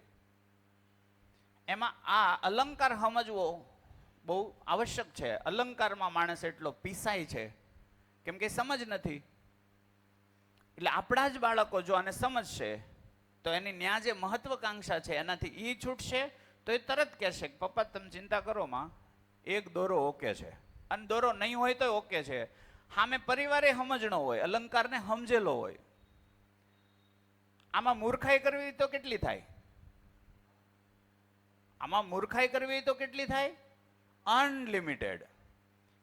ઠીક છે ને? ₹1,00,000 હું અહીંયા ચોપડું સવારે, બપોરે હું એને ગટરમાં નાખી દઉં. એ શું છે? લાખ રૂપિયા વહી ગયું. હવે તો કેટલા આની સાથે એગ્રી છે? મેકઅપ. એ ચોપડું હું અને પછી સાંજે ધોઈ નાખવાનું. પાછું ધોવામાં 5,000 બીજા જોવે હવે તો. કેટલાના વાત સાથે સહમતિ છે? બૈરાઓને હોય જ તે. અને પાછું એને સાફ કરવાના લિક્વિડ અલગથી આવે. બોલો, ઓળખાતા બંધ થઈ જાય. સામે આવે ત્યારે ઓળખાય નહીં આપણને. મારે એવું એક થયું. અમારા ભાઈના વહુ છે, તો એ એમના બહુ મજા આવી ગયેલી હતી. એમના ભાઈના લગ્ન હતા. મારા ભાઈના પત્ની એમના ભાઈના લગ્ન હતા. એટલે ભાઈના લગ્નમાં તૈયાર થઈ ને આમંત્રણ અમને હોય એટલે અમે ગયા. એટલે મળવા આવ્યા. જનકભાઈ આવો, કેમ છો? મેં કીધું અરે હું કૃષ્ણા છું. ઈ કે મેં કીધું હું એદરી કૃષ્ણા, તમે આ કેમ નથી હારી લાગતી? મેં કીધું નહીં, તમે જે નેચરલ છો એ મસ્ત છો, આ બરાબર નથી. આમાં મારે ઓળખવામાં ભૂલ થઈ. પછી કે તો સારું, હવે પછી નહીં તૈયાર થઈ. તો અમારા ઘરે આ સિસ્ટમ બની કે બૈરાઓ એકબીજાને નોર્મલ તૈયાર કરી દે.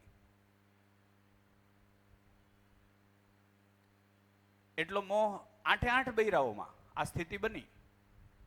કેમ કે જે હતું એવું જ કીધું, નથી સારા લાગતા? તો કે નહીં, તમે છો એ જ બ્યુટી છો. એકદમ તમારા મૂળ રૂપમાં જ તમે મસ્ત છો.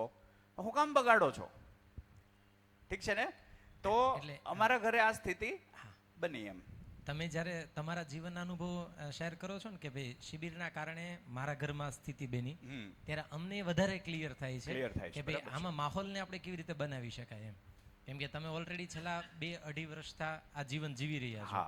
એટલે બધાનો એક જ પ્રશ્ન હોય કે ભાઈ ચાલો આ તો સમજી ગયા, પ્રેક્ટિકલમાં કેવી રીતે લાવવું? હા, તો એ જ્યારે બી તમે શેર કરો ત્યારે ખાસ એને શેર કરજો. કાલ મને કુંજ કહેતો હતો, તમારે છે ને અમુક મુદ્દા શેર એવા કરવા જોઈએ કે જે રૂટીનમાં આવતા હોય. એટલે પછી મેં આજે થોડુંક વધારે લીધું. એ કે અમુક જણા હુઈ જાય છે. એ કે મેં કીધું જો એવું જ રહેવાનું. અમે અહીંથી નીકળ્યા ને એટલે કે તમારે શિબિરમાં હુઈ કેમ જાય બધા? મેં કીધું તો શું કરવું કે? તો કે અમુક શેરિંગ એવું હોય ને કે એમાં સારું પડે, એ કે હસાવતા જાઓ. એટલે મેં કીધું સારું, થોડું થોડું નાખશું, આવડશે. પછી મેં કીધું ને આ હસવાની શિબિર નથી, સમજવાની. પપ્પા તમે કે ખોટું લગાડો હવે. મેં કીધું સારું, કાલ ટ્રાય કરશું. તમે કે મારી વાતને થોડીક ઓલી લઈ લ્યો છો, હોવું જોઈએ, બરાબર છે. પણ એક વસ્તુ છે, બપોર પછી ગમે એટલું હસાવવાની ટ્રાય કરીએ ને તો થોડીક ઊંઘ તો આવે જ. તો આપણે સહજ બનવાનો પ્રયત્ન કરશું. અને ઘડીક આવે તો હુઈ જાય, 5 મિનિટ હુઈ જાય તોય વાંધો નથી. તો આ રીતે થયું, ઠીક છે ને? તો નોર્મલી ઘણી જગ્યાએ આ વસ્તુઓ છે શેરિંગ થઈ, એટલે કે અમારા ઘરની અંદર અમે સંવાદ અમારામાં સારો છે. 8 ભાઈઓ, 8 બૈરાઓ, અમે આખો દિવસ ફામે હોઈએ તોય એકબીજાની કાપવી એ બૈરામાં નથી આવતું ને ભાઈઓમાં નથી આવતું. કહીએ મોઢા ઉપર વાત થાય કે આમ છે. તો એ સ્થિતિ અમારી જબરજસ્ત બનતી ગઈ. હાજી. ત્યાં સુધી તમે પહોંચ્યા કેવી રીતે? મતલબ કે 8 ભાઈઓને તમે તમારા મતલબ કેટલા સમયની અંદર? સપોઝ કે તમે પહેલી શિબિર કરી, અને આમ ગણીએ તો 3 પેઢી થઈ. હા. મારા દાદાનો સ્વભાવ એવો હતો કે બધાને હારે લઈને પોતાનો નિર્ણય ઠોપી નહીં બેસાડતા. સેમ મારા બાપુજીમાં આ સહજતા હતી કે પોતાનો નિર્ણય ઠોપી નહીં બેસાડવાનો, સંવાદ કરવાનો, પૂછી લેવાનું તમને શું લાગે છે. સંવાદમાંથી જેનો સાચો નિર્ણય હશે એનો સ્વીકાર થાય ધીમે ધીમે. સંવાદ થશે તો સાચો નિર્ણય મળશે. સંવાદ જ નહીં હોય ને તો જડતા આવે. તો એ મેં જોયું. તો અમારે એ પેઢીએ પહેલા સંવાદ હતો, એના કરતાં બીજી પેઢીએ વધ્યો, બીજી કરતાં ત્રીજી પેઢીએ વધ્યો. તો ઘણા સમયથી તો એ રીતે હતું જ. એમાં આ દર્શન આવ્યું તો 4 ભાઈઓએ દર્શનનો અભ્યાસ કર્યો, 2 શિબિર કરી, ઠીક છે ને? તો એનાથી કેવું થાય કે એકબીજાનો જે સ્વીકાર હોય ને એ વધી જાય. ખામીઓ સાથે સ્વીકાર વધી જાય. મારામાં ખામી શું કામ છે? હું સમજદાર નથી. બીજું એને એ દેખાય કે સમજવાની ક્ષમતા સાથે છીએ આપણે બધા, તો એકબીજાને સહયોગ કરો. તો એમાં સમજવાના અર્થમાં સહયોગ વધતો જાય. એના આધારે છે આ રીતે થયું. હું તમને સાદું ઉદાહરણ દઉં. અમારે મારા બાપુજીની બધા અમે ગઈ દિવાળીએ, મારા દાદાની 3 ભાઈઓ, એના બાપુજી એટલે કે બાપુજીની એ બધાની પેઢી 8 ભાઈઓ અને અમે 16. તો જૂનું દાદાએ એને વહેંચ્યું હોય બધું, તો એક ખેતર છે 70 વીઘાનું, એના શેઢા નાન તે હજી કંઈ ખાસ વહેંચાણું નહોતું. ત્રીજી પેઢી એમને એમ બધું હાલ્યું જાય છે. તો બધાએ નક્કી કર્યું કે આ દિવાળીએ છોકરાઓ આવે ત્યારે આપણે બધા બેસીએ અને શું નિર્ણય લેવો એ નક્કી કરીએ. એમાં થોડા થોડા અનબન બનતા જવાની તૈયારી હતી. ત્યાં બેઠક થઈ એટલે બધાને હાજર રહેવાનું ફિક્સ હતું. તો ઘણી વાર એવું કે ભાઈ આનું શું કામ છે, એ તો નાનો છે. કીધું નહીં, એ નહીં રાખો, વગેરે વગેરે. તો અમે બધા બેઠા હતા. એમાં એક ચર્ચા નીકળી. એમાં એક પ્રદીપ છે, મારો કાકાનો દીકરો, મારા બાપુજીના કાકાના દીકરાનો દીકરો, એટલે મારા કાકાનો દીકરો થાય સીધી રીતે કુટુંબમાં. એ નાનો, એટલે એ કે મને આમાં એક સલાહ, મને એક વસ્તુ દેખાય છે કે ભૂલ છે એમ. તો એક જણે તરત રોક્યો એને કે ભાઈ તને હજી શું ખબર પડે? એટલે મેં કીધું નહીં, સાંભળી તો લ્યો. એટલે એણે જે ભૂલ કીધી ને, અમે જે એક નિર્ણય ઉપર આવી ગયા હતા, લખાણ ચાલુ હતું, એમાં એ કી પોઈન્ટ હતો, લખાણ બંધ રહ્યું કે ભાઈ તો ખમો, હજી એક દિવસ વિચારો કે આમાં ભૂલ નથી રહી જતી ને કાંઈ. હવે એ અમારા ભાઈઓમાં નાનો છે, પણ એનું ધ્યાન ગયું. તો બધાને પછી પૂછ્યું કે બધાને પૂછો આ વાત સાચી છે? તો કે હા, ધ્યાન ગયું, વાત સાચી છે, ખમો.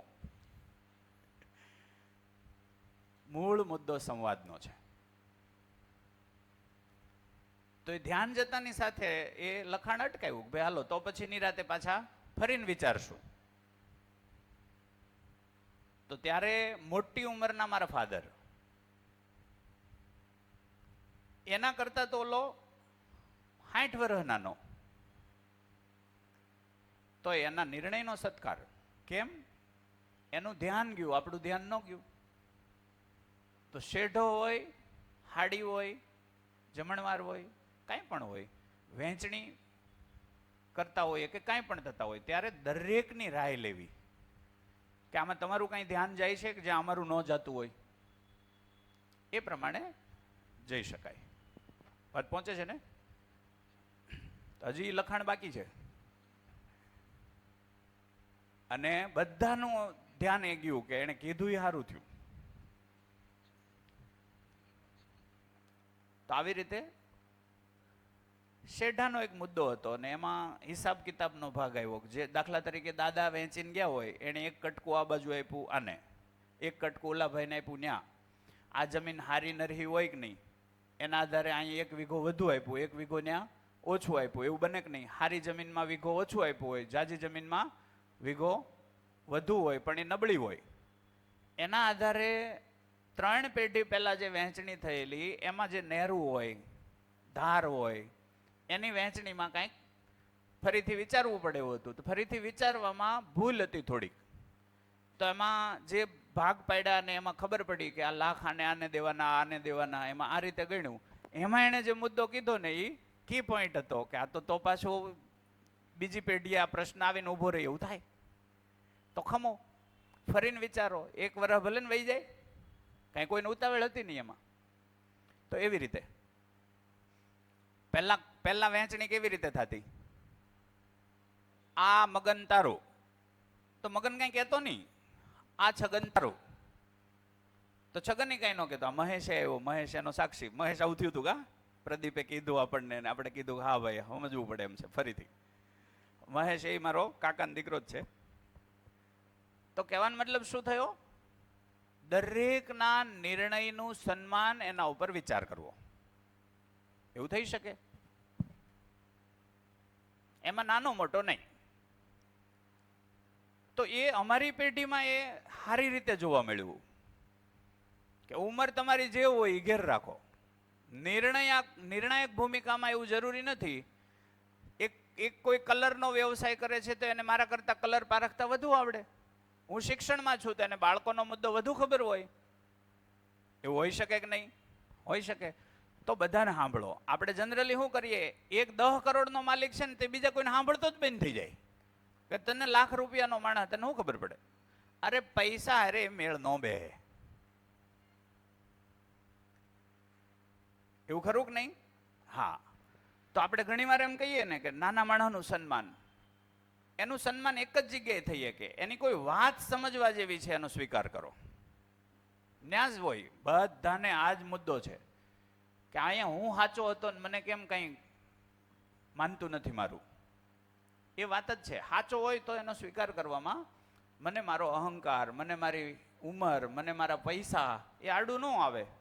એટલે ઘરમાં સહજતા આવી જાય. ઠીક છે ને? તો 2 શેરિંગ થઈ ગયા. હાજી. તો આકાંક્ષા, મહત્વકાંક્ષા. બીજો ભાગ તો આપણી આ દોડ છે, રાઈટ? આપણે શું ભેગું કરીએ છીએ? આહાર, આવાસ, અલંકાર. એમાં દોઢ એમાં મૂકી અલંકારમાં. ઠીક છે ને? દૂરગમન, દૂરશ્રવણ, દૂરદર્શન આ મનોરંજનના સાધનો છે. જાણવા માટે નહીં છે પણ જાજુ એણે મનોરંજન પીરસ્યું. આ ભાગ થયું. તો એક થઈ ગયું શરીર લક્ષ. અચ્છા, જીવન, જે જન્મ લેનારો વ્યક્તિ છે એ માત્ર શરીર છે કે જીવન પણ છે? જીવન પણ છે. તો જીવનમાં શું હશે? જીવન લક્ષ. જીવનમાં શું હશે? જીવન લક્ષ. જીવનનું લક્ષ શું? જીવનનું લક્ષ શું? પૂર્ણતા અથવા તો જાગૃતિ. જાગૃતિનો મતલબ થાય સમજ. આજીવનનું લક્ષ્ય છે. સમજ છે નહીં તો કે સમગ્રતાની. ખાલી શેઢાની, ખાલી ધાર ધજાગરાની, ખાલી કપડાની, ખાલી રળવાની.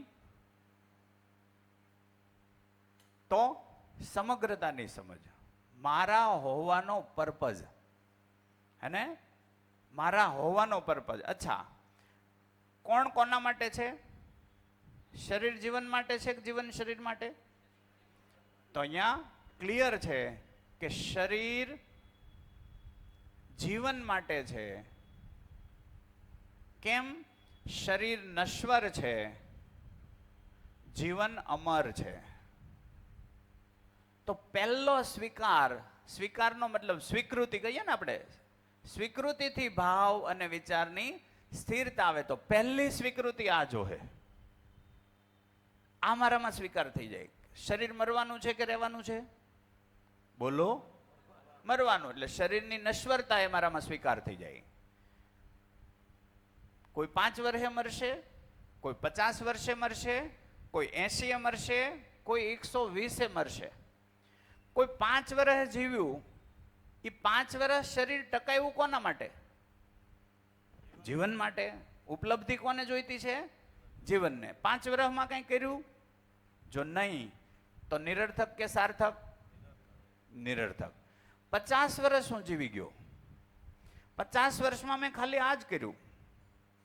અચ્છા, આ હારે આવવાનું છે કાંઈ નહીં. તો હારે શું જાય છે? સમજ. સમજને બીજું શું કહીએ છીએ આપણે? સંસ્કાર. સમજને શું કહીએ છીએ? સંસ્કાર. તો મેં કોઈ સમજ જ નથી મેળવી. આપણને એવું લાગે કે મને સ્કૂલ ચલાવતા આવડી ગઈ એટલે હું પૂર્ણ સમજદાર થઈ ગયો. આ જે ભ્રમ છે, હે ને, આ ભ્રમ છે એ મને દુખી કરે. એટલે હવે શું થાય? આમાં શું થશે? જેમ જેમ મારી ઉંમર વધશે એમ એમ મને ભાષાભાસ થવા માંડશે કે નહીં, કે આ સ્કૂલ બધું નથી. ચડતી સ્કૂલે બધું એવું લાગે કે આજ તો બધું છે. જેમ જેમ ઉંમર થાય એમ શું થાય? મારું ધ્યાન જાય. ક્યાં ધ્યાન જાય? કે આ સ્કૂલ સર્વસ્વ નથી. મેં ખડો કરેલો એમ્પાયર છે સર્વસ્વ નથી. એવું મારું ધ્યાન ધીમે ધીમે જવા માંડે. એવું કેટલાને માનવું છે? ઉંમર સાથે આ ધ્યાન જાય જ. ઉંમર સાથે જ્યારે ધ્યાન જાય ત્યાં સુધીમાં આ બાજુનું કોઈ ધ્યાન જ ન હોય. એટલે તમારી પાસે મટીરિયલ જ ન હોય. એટલે ઓટલે બેહીન 25 વર્ષ કાઢવા સિવાય રસ્તો ન હોય. ઘરે બૈરી એમ કહેતી હોય કે આ ભાભા ઘરે ને ઘરે પીડ્યા રહી. કેમ કે ન્યાય તમે પોતાની જિંદગી દરમિયાન ઘરે જે વહુ છે એ છે હું કામ એ ખબર જ નથી. એટલે વહુ માટે તમે બોજ બની જાઓ, વહુ છે તમારા માટે બોજ બની જાય. એના બેના વચ્ચે જે એક સૂત્રતા આવવી જોઈએ માનવ તરીકેની, એ એક સૂત્રતા ન આવે. એટલે કરશે ખરા કામ હું કામ કરશે? સમાજ કહેશે એટલે કરે છે. મોટા ભાગના 90% પરિવારમાં આ ઘટના છે. કેટલા આમાં માનવા તૈયાર થશે? સમાજની બીકે આપણે કરીએ છીએ. આનો મતલબ સમાજની બીકે કરીએ તો ડર છે કે સમજ છે? ડર છે. ડર હોય ત્યાં સમજ હોય ના હોય. તો મારામાં કોઈ વૃદ્ધ વ્યક્તિ પ્રત્યેનો સ્વીકાર નથી, પરાયણનું છે આ. તો કેટલી સલાહ આપશું તો વૃદ્ધ હચવાવા માંડશે? એ મેળ નથી આવવાનો. સમજ આવશે તો ઓટોમેટિક છે. બધા એમ કહે છે કે પુત્ર વધુમાં દીકરી જુઓ, પણ જોઈએ કે છે દીકરી ને પુત્ર વધુ બે સામે ઉભા રહી જોઈએ કઈ છે? નથી જોઈ શકતા આપણે. દીકરીમાં મારાપણું લાગે છે, પુત્ર વધુમાં પરાયાપણું લાગે છે. આ લાગે છે એનું શું કરશો? એ ગેપ ભૂંસવાની ક્રિયા એટલે સમજ. એ ગેપ સંસ્કાર વગર ન ભૂંસાઈ શકે. અને સંસ્કાર એટલે પહેલો સંસ્કાર એ કે હું માનવ છું, હું જીવન અને શરીરનું સંયુક્ત સ્વરૂપ છું. હું જીવન અને શરીરનું સંયુક્ત સ્વરૂપ છું, એમ મારા પુત્ર વધુ પણ જીવન અને શરીરનું સંયુક્ત સ્વરૂપ છે. એ બળદ નથી કે ઢોયા કરે. હું એ બળદ નથી કે ઢોયા કરું. 25-30 વર્ષ 20 વર્ષે કારકિર્દીની શરૂઆત થાય. ત્યાંથી માંડીને એ માઇક બંધ કરજો. ત્યાંથી માંડીને 50-55-60 વર્ષ સુધી હું બળદની જેમ મહેનત કરું છું કે નથી કરતો? દરેક કરે છે કે નહીં? દરેક કરે છે. 60 વર્ષે આંખ ખુલે અને પ્રશ્ન થાય કે આ મહેનતનું પરિણામ શું, ત્યારે લાંબુ પરિણામ દેખાશે નહીં, ખાલી આ છોકરાઓ માટે થોડુંક આપણે કર્યું એવો ભાગ આવશે. પાછો ત્યાંથી પ્રશ્ન આવે કે છોકરાઓ માટે હું બોજ બનતો જાઉં છું, તો પાછો પ્રશ્ન આવે આ કરવાનું શું કામ હતું. એટલે ત્યાં પીડા છે ચાલુ થાય. આ મારી એકની વાત છે કે ઘર ઘરની વાત છે, ઘર ઘરની કહાની છે. તો સંસ્કાર ક્યાં છે પેલા બેન? એટલે મુદ્દો આવે આપણે સંસ્કારના ભાસમાં છીએ. સંસ્કાર આપણને પ્રતીત કે અનુભૂતિ નથી થયા હજી. તો સંસ્કાર કયા ભાગનો હિસ્સો છે? નીચલા ભાગનો કે ઉપરનો?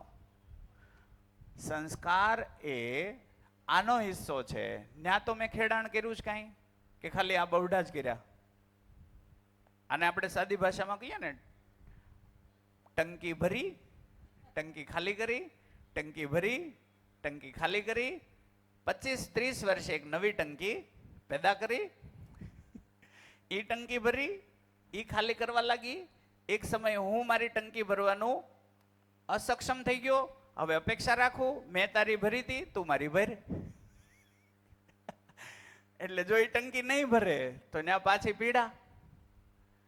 મેં તને હાંચવો તો શું કામ? તો તે ટાંકી ભરવાની, ટાંકી ખાલી કરવા ઈ કરે છે. એટલે ઈ એમ કહે કે આલ્યો 10,000, બહુ બોલાવતા નહીં. છોકરા નાના હોય ને ત્યારે જ આપણે એને કહીએ કે સાચવજો મને, એટલે છોકરા નહીં ખબર પડે ઈ શું હોય, એવું હોય. નવું રોપીએ છે આપણે. હા, રાઈટ. એટલે કોઈ એક જણ તો બતાવો ટંકી ભરવીને ટંકી ખાલી કરવા સિવાય મારી પાસે છે હું? મારી પાસે એના સિવાયનો પર્પઝ શું છે? ટંકી ભરવી, ટંકી ખાલી કરવી, ઇન્દ્રિયોનો ભોગ. ઇન્દ્રિયો કયા ભાગમાં આવશે? શરીરમાં. એટલે ઇન્દ્રિયોનો ભોગ. ઇન્દ્રિયો ખતમ થઈ ગઈ પછી હું ઇન્દ્રિયોને છોડવા તો નથી માંગતો, પણ હવે કામ નથી કરતી. એટલે પછી હું એમ કહું વૈરાગ્ય આવી ગયો. વૈરાગ્ય આવ્યો નથી, લાવવો પડ્યો તારે. ન્યાય તે અમુક દવાઓની શોધ કરી, ન્યા તે અમુક વાર વલખા માર્યા, પછી એમ થયું કે સમાજમાં કોકને ખબર પડી જાય તો આ દવા લે છે, વળી પાછો લોચો એટલે દવા બંધ કરી. ટ્રાય છોડી નથી કઈ.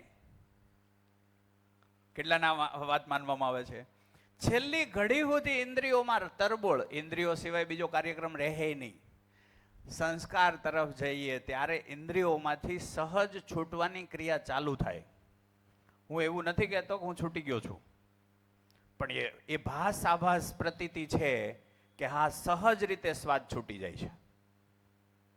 જી માઇક. આ એક પ્રોસેસ છે. જેટલી સમજ વધતી જશે એમ આ ભાગનું જે ખોટું વળગણ છે ને, આહાર આવાસનું ખોટું વળગણ છે, એ છૂટી જ જશે. જી. પાંડુરંગ દાદા એક બહુ મસ્ત વાત આમાં સમજાવેલી છે. કોણ કોણ? પાંડુરંગ દાદા સ્વાધ્યાય પરિવાર. Please please. કે જે વૃદ્ધ ને ગરડો, આ જે બે શબ્દ છે ને આપણે સમાજમાં, ગરડો અને વૃદ્ધ. તો ગરડો એને કહેવાય કે જેને શરીર ઘસી કાઢ્યું એને ગરડો કીધો, અને જેને શરીર જ્ઞાન માટે જેને વાપર્યું એને વૃદ્ધ કહેવાય. જે જ્ઞાનથી વધ્યો એને વૃદ્ધ કહેવાય. ગુડ. હા, એટલે જો તમે વધશો જ્યારે તો તમને વૃદ્ધમાં ગણવામાં આવશે. જ્ઞાનથી ભરેલા છો એટલે. ઠીક છે. હજી એ ભ્રમમાં ન રહેવું. હું તમને વારંવાર એટલે અવેર કરતો જાઉં છું કે હું ક્રમમાં છું. ઠીક છે ને? હું કોઈ એક ક્રમમાં છું. એ ક્રમમાં આપણે ને તમે બહુ લાંબો ફરક હજી નથી. મારામાં શબ્દ સ્વરૂપે ઘણું બધું આવ્યું છે. ક્યાંક ક્યાંક જીવવામાં મેં એને ઉતાર્યું છે. તો મારામાં સંગીતમયતા વધી છે, પણ એનો અર્થ એવો સહેજે ન સમજવો, એવી અપેક્ષા તમને દુઃખી કરી શકે.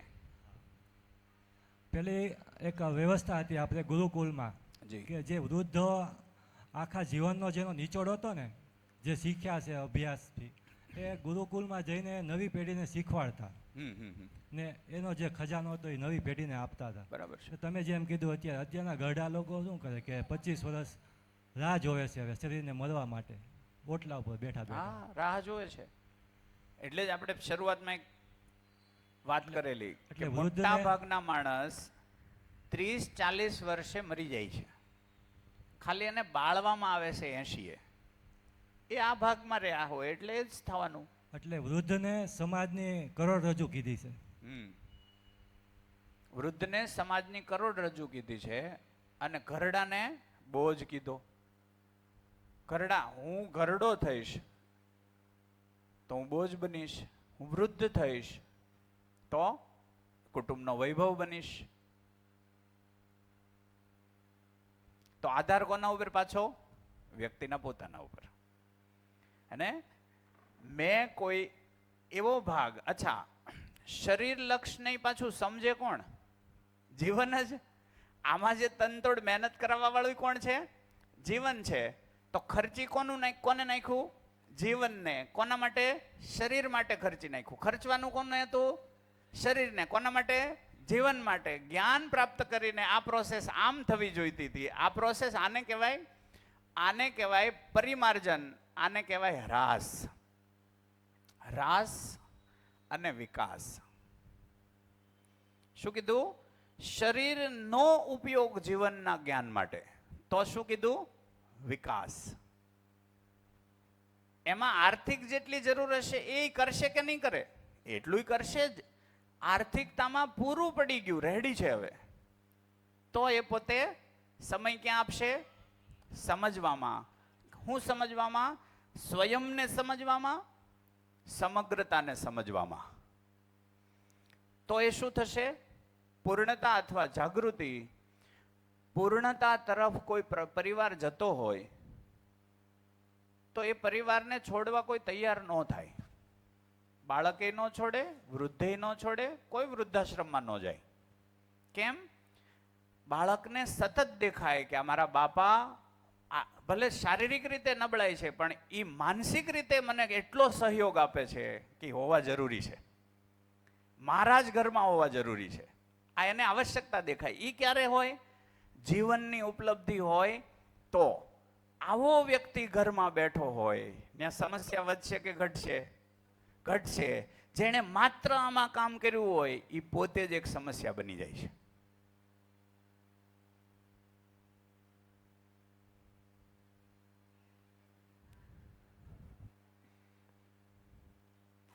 કુંજ જોતો જાજે મને.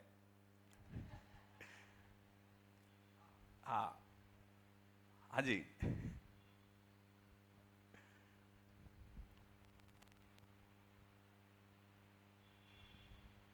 હાજી. સમજ અને સંસ્કારની જે કક્ષાએ પહોંચવાની એક સ્થિતિ છે, એનો એક દાખલો છે જી કે સામાન્ય તકલીફો છે, પ્રશ્નો છે, એ બધા નાના નાના છે, બહુ મોટા નથી. પણ સમજ અને સંસ્કારથી તમારી કક્ષા એટલી ઊંચી વહી જાય છે કે તમને એ પ્રશ્નો કે પીડા કે એ વસ્તુ સામાન્ય લાગે છે. તમારી પાસે કોઈ પ્રશ્ન કે પીડા લઈને આવે ને તો આપણને એમ લાગે કે આની આ કક્ષાની જરૂર છે. એનો એક દાખલો એવો છે કે વિમાન છે રનવે ઉપર દોડતું હોય એટલે નીચે નીચે એને ડિસ્ટર્બ કોણ કરે? નાના નાના કાંકરાઓ. એને મોટો પહાડ નડવા નથી આવતો. પણ જેવી એની કક્ષા ઊંચી જાય, ઉપર ઉડે, પછી એને મોટા પહાડો પણ નડતા નથી. તો સમજ અને સંસ્કાર છે અને આ કક્ષા છે એ જવાની આ ક્રિયા અને એની અંદર તમારું હોવું અને એનું આચરણ કરવું બહુ શ્રેષ્ઠ અવસ્થા છે જે આપણે અત્યારે માણી રહ્યા છીએ. ગુડ, સરસ. બીજું કોઈ? જી સર, એક પ્રશ્ન છે. સમજ અથવા પૂર્ણતા તો કેટલી? ધારો કે અસ્તિત્વ નિયમપૂર્ણ છે, માનવમાં નિયમને સમજવાની યોગ્યતા છે. તો એક ધારો કે કોમ્પ્યુટર છે તો પણ એ કોઈ નિયમથી ચાલે છે, મોબાઈલ નિયમથી ચાલે છે, સબમરીન નિયમ. તો દરેક નિયમ સમજાઈ જાય ત્યારે આપણે યોગ્ય થઈએ એવું કહેવાય કે? તો મૂળભૂત સમજ છે સહઅસ્તિત્વનો સ્વીકાર. મૂળભૂત સમજ શું છે? સહઅસ્તિત્વનો સ્વીકાર. સહઅસ્તિત્વનો સ્વીકાર એટલે શું? હું જીવન અને શરીરનું સંયુક્ત સ્વરૂપ છું. પહેલી સમજ એ. એ સમજ બેઝ છે. એ સ્વીકાર થાય ને એટલે બે ભાગ તરત ખુલશે. તો શરીર લક્ષ હોય અને જીવન લક્ષ હોય. શરીર લક્ષમાં કારકિર્દી, જીવન લક્ષમાં જાગૃતિ. તો પાછો બીજો પ્રશ્ન થાય, જાગૃતિ શું છે? તો કે 30 મૂલ્યોમાં જીવવું. 30 મૂલ્યોમાં જીવવું. 30 મૂલ્યોમાં જીવવું. તો પહેલા તો મૂલ્યો સમજવા પડે. 30 ક્યાં છે એવો પહેલો પ્રશ્ન આવે કે નહીં? તો પહેલા થાય મૂલ્યની સમજ. સમજ આવે એટલે આચરણમાં આવી જ જાય. ખાલી કરવા જેવું કામ શું છે? સમજવા બેસવું.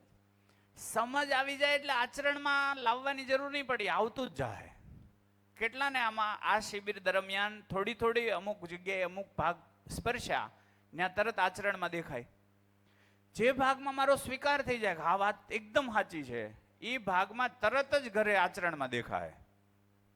હા, તો કામ કરવા જેવું શું છે? ભેગા બેસીએ અને સંવાદપૂર્વક સમજવાનો પ્રયત્ન કરીએ. સમજ આવી જાય, 30 મૂલ્યોની સમજ આવી જાય એટલે આચરણ ઓટોમેટિક આવે. એમાં ધ્યાન નહીં દેવું પડે, હે ને? એટલે 30 મૂલ્યો શું છે એને આપણે ધીમે ધીમે જોશું. આને જાગૃતિ કીધી છે, બરાબર? એમાં પહેલું મૂલ્ય છે ને, હું તમને ખાલી સ્પષ્ટતા કરી દઉં. એક મૂલ્ય છે એને કીધું વસ્તુ મૂલ્ય. અહીંયા લઈ લઉં. એક મૂલ્ય છે એનું નામ છે વસ્તુ મૂલ્ય. વસ્તુ મૂલ્ય એટલે પ્રકૃતિ સાથે. એક મૂલ્યમાં આ ભાગ આવી જાય છે.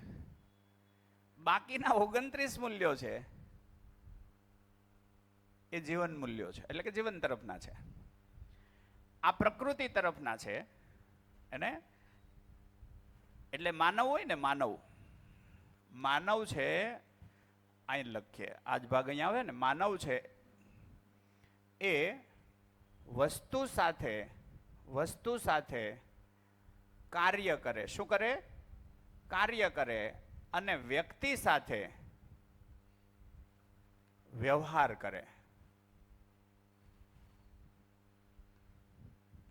આ બે ભાગ પડે. માનવ છે એ વસ્તુ સાથે શું કરે? આ બોર્ડ સાથે હું શું કરી રહ્યો છું? કાર્ય. આ બોર્ડને હું ગાળી દઉં તો એને કઈ ફરક પડે નહીં, પણ હું માણસને દઈશ તો ફરક પડે. તો બોર્ડ હારે હું કાર્ય કરીશ, આ બોર્ડને હું ઢીકો મારું, પાટું મારું, એને કઈ ફરક નહીં પડે. તો વસ્તુ સાથે કાર્ય થાય, અહીં વ્યવહાર ન થાય. આ બોર્ડ બહુ મસ્ત છે, હેલો બોર્ડ, કેમ છો, ગુડ મોર્નિંગ, તો લખવા દે, નહીતર લખવા ન દે. એવું થાય? એવું ના થાય. કેટલાની વાત પહોંચી? કુંજ બરાબર છે ને? તો આને મારે ગુડ મોર્નિંગ કહેવું પડે? આને મારે પગે લાગીને કંઈ કરવું પડે કે મને લખવા દે? એને ગાળ દઈને લખો તોય લખવા દે. એની હારે કાર્ય જ થાય, અહીંયા વ્યવહાર નથી. વ્યક્તિ સાથે વ્યવહાર થાય. બાપા જાગે, કેમ છો દાદા, આજે ઊંઘ બરાબર આવી? આ શું છે? વ્યવહાર છે. તો બેયને ગમશે. નહીં આવી તો કહેશે કે આજ થોડુંક આમ થયું, વ્યવસ્થામાં કઈ ફેર હશે તો તમે તરત હાંજે છે ખાલી વાત કરે ત્યાં એમાં ફેરફાર કરી દો. હાંજે આલ્યો દાદા, તમને પેલું લાગ્યું હતું ને. આ શું થઈ રહ્યું છે? વ્યવહાર. તો માણસના 29 મૂલ્યો હેના છે? 29 જે મૂલ્યો છે એ વ્યવહારના છે. એક જ મૂલ્ય છે એ કારકિર્દીનું છે.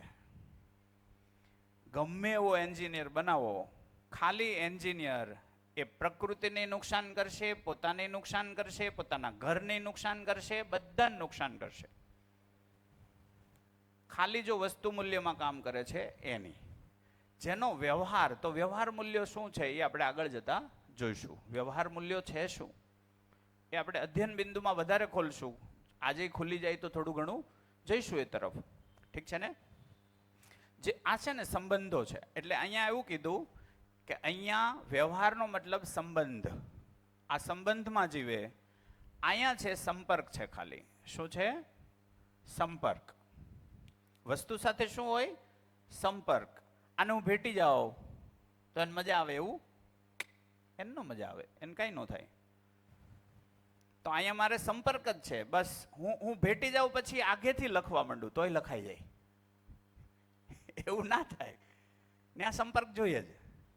તો આમાં સંપર્ક જોઈએ, અહીં સંબંધ જોઈએ. આ ગમે એટલો દૂર હોય, ભાવપૂર્ણ વ્યવહાર હશે તો સંબંધમાં ઉમળકો રહેશે જ.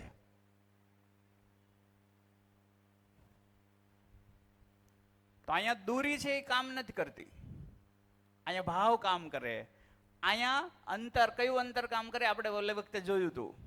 ગંગા સતી એવું કહે કે અંતર ભાંગ્યા વિના ઉભરો ન આવે, ન થાય હાચે હાચી વાત.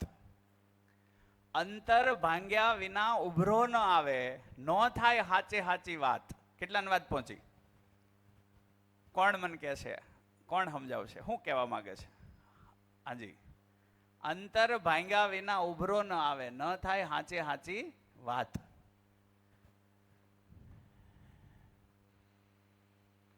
તમે હમણાં 2 દી પહેલા ઉદાહરણ આપેલું, એક છોકરાને તલવાર ઘોકાવે છે, છરા ઘોકાવે છે, એવું ફિલિંગ આવતું હતું. એવું ફિલિંગ આવતું. પણ તમે જ્યારે એની સામે બેઠા અને એને કીધું મને પણ ભણવામાં રસ નથી, એની જેવા થયા એની હારે આવ્યા ને, પછી જે અંતર તમારું તૂટ્યું, પછી તમારી પાસે હાચે હાચી વાત ખુલી ગઈ. કોઈ બાળક તમને, તમારું જ બાળક તમને સાચું નથી કહેતું તો સમજવાનું તમારી બેની વચ્ચે સંપર્ક છે, સંબંધ નથી. સંબંધ નથી એટલે ખુલી નથી શકતો. સંબંધ નથી એટલે ખુલીને વાત નહીં કરે. એને ડર લાગશે કે આગળ આ સલાહ આપશે કાં ખીજાય. સલાહ નથી જોતી કોઈને, નિષ્કર્ષ લેવામાં મદદ જોઈએ છે. શું જોઈએ છે? એ કંઈક શોધે છે, સત્યને શોધે છે, સાચું હું છે એ શોધે છે. એ મને શું કામ નથી કહેતો? એને કન્ફર્મ ગેરંટી છે કે આ માણસ મને નિરાશ કરશે. કેમ કે 20-25 વર્ષની એમની ઉંમર થઈ, એમાં એ વ્યક્તિ પાસેથી સતત એને નિરાશા મળી છે. એટલે હવે ત્યાં એને આશા જ નથી રહી, એટલે ત્યાં ખુલતો બંધ થઈ જાય. એક સમય બધે ખુલતો બંધ થઈ જાય, એને એમ થવા માંડે કે ક્યાંય જવાબ નથી. એ માણસ સુસાઇડ કરે. એક ખભો નથી મળતો એને, કાંઈ હું વાત કરી દઉં અને એ મારી વાતનો દુરુપયોગ નહીં થાય, એવો એક માણસ મળવો મુશ્કેલ છે. એટલે હું ઘણી વાર કહું કે આ વિજ્ઞાને, સમાજે, સંપ્રદાયોએ મરવા માટેની તમામ સગવડતાઓ ઉપલબ્ધ કરી દીધી છે. એક માણસને જીવવું હોય તો એ કેવી રીતે જીવવું એના પાસે ઉપાય નથી. ખુશીપૂર્વક જીવવું કેવી રીતે એના ઉપાય નથી. એક માણસ જન્મે છે, બાય ડિફોલ્ટ એ દુઃખી થવાની પરંપરામાં તો છે જ. હા કે ના? આને આવી રીતે જોઈએ. પહેલા વર્ષે આવ્યો તો એ ખુશ હશે કે દુઃખી હશે? ખુશ. બીજા, ત્રીજા, 5મા વર્ષે બોલો, 10મા વર્ષે, એમ કરતા કરતા આનો મતલબ શું થયો? પરંપરા હેની બની? દુઃખની. એક વર્ષમાં એ જેટલો દુઃખી હતો એણે બીજા વર્ષે ભણી ગણીને વધુ દુઃખની ઉપલબ્ધિ મેળવી. હોવું શું જોઈએ?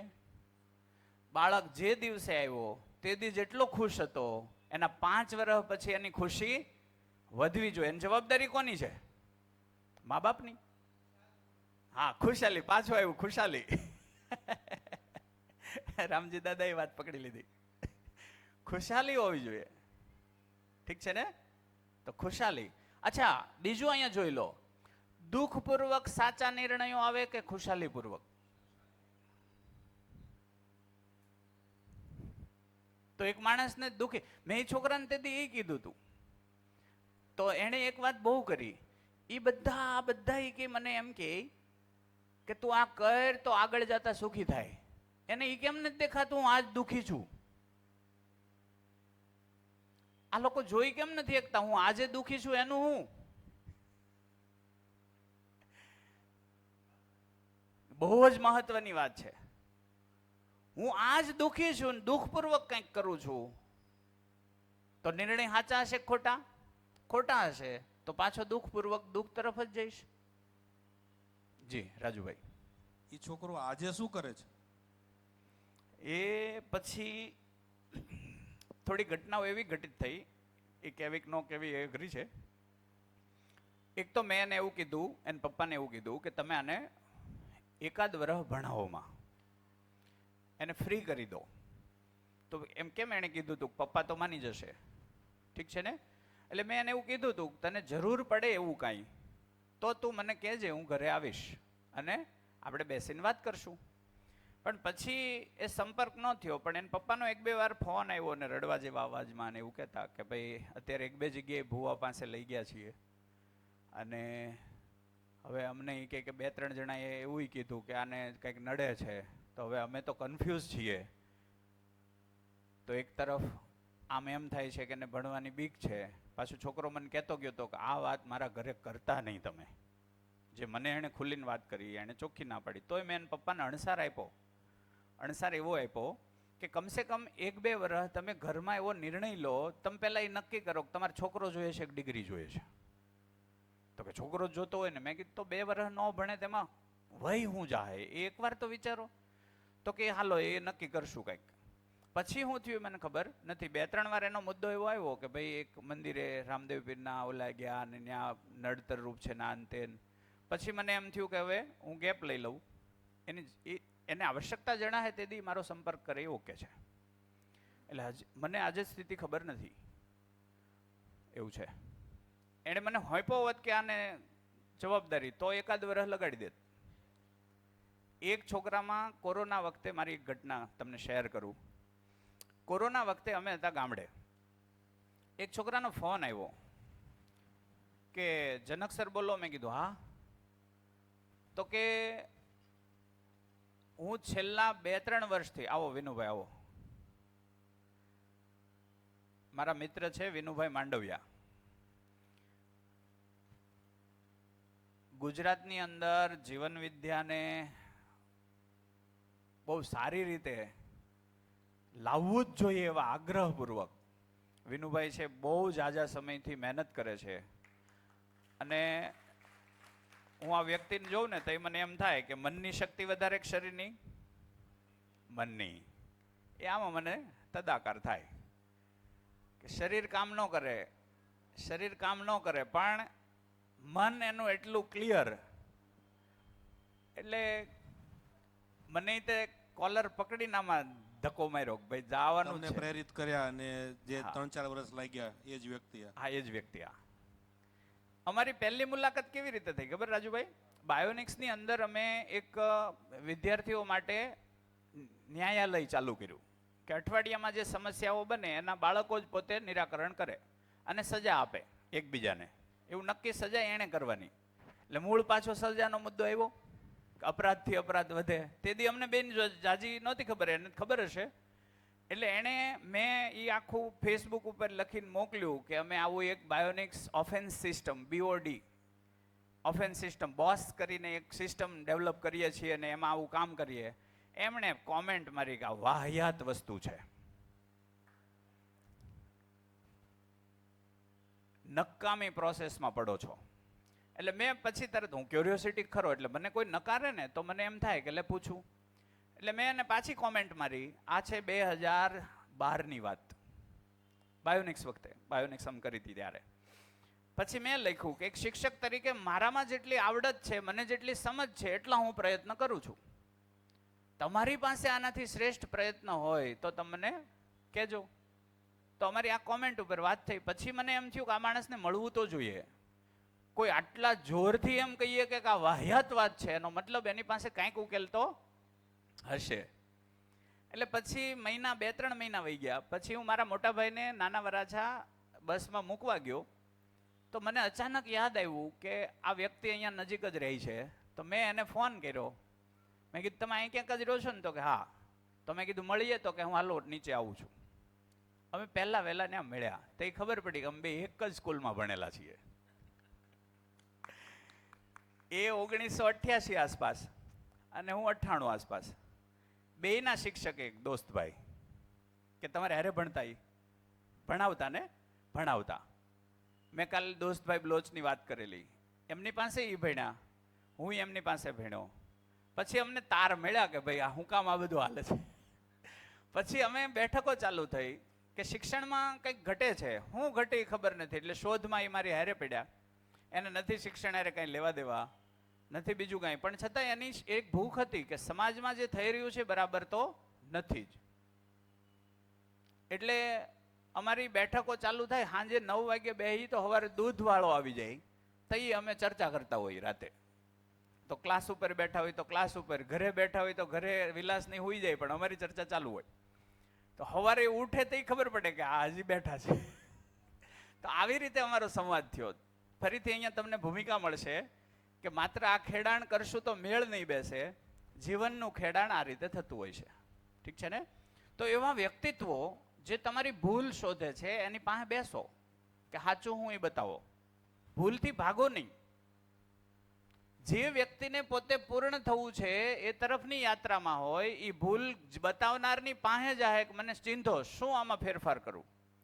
અને જે વ્યક્તિને સમાજની પડી જ નથી કે સંસ્કારની પડી નથી, એને ભૂલ કહેશો ને એટલે ભાગશે.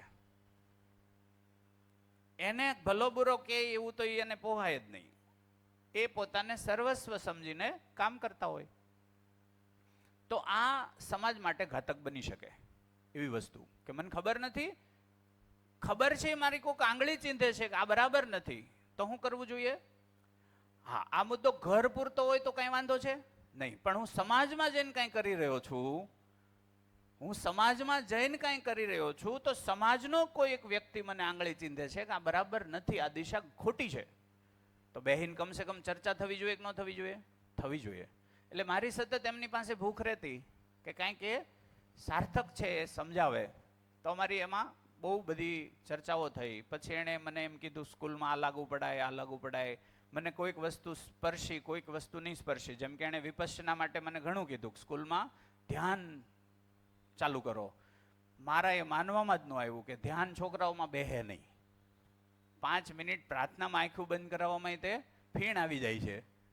તો 1 કલાક છોકરાઓને ધ્યાનમાં બેસાડવા અઘરું લાગ્યું. એને ધીમે ધીમે સ્વીકાર થયો કે વાત તો તમારી સાચી છે. તો હું પછી એને છે 2016માં કદાચ 15માં આપણા ડીઆઈજી હસમુખ પટેલ હતા, એ ને એ બધા છે, એ બધાએ હે એ 2012માં જીવન વિદ્યા રાજસ્થાનથી અહીંયા આવી.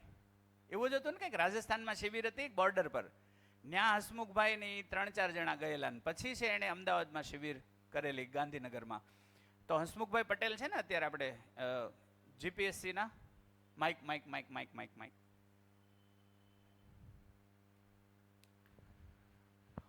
એક ઓલું બોર્ડ સાફ કરી રાખો ને ત્યાં. આમ તો આ વચ્ચેનું જ સાફ કરવું જોઈએ.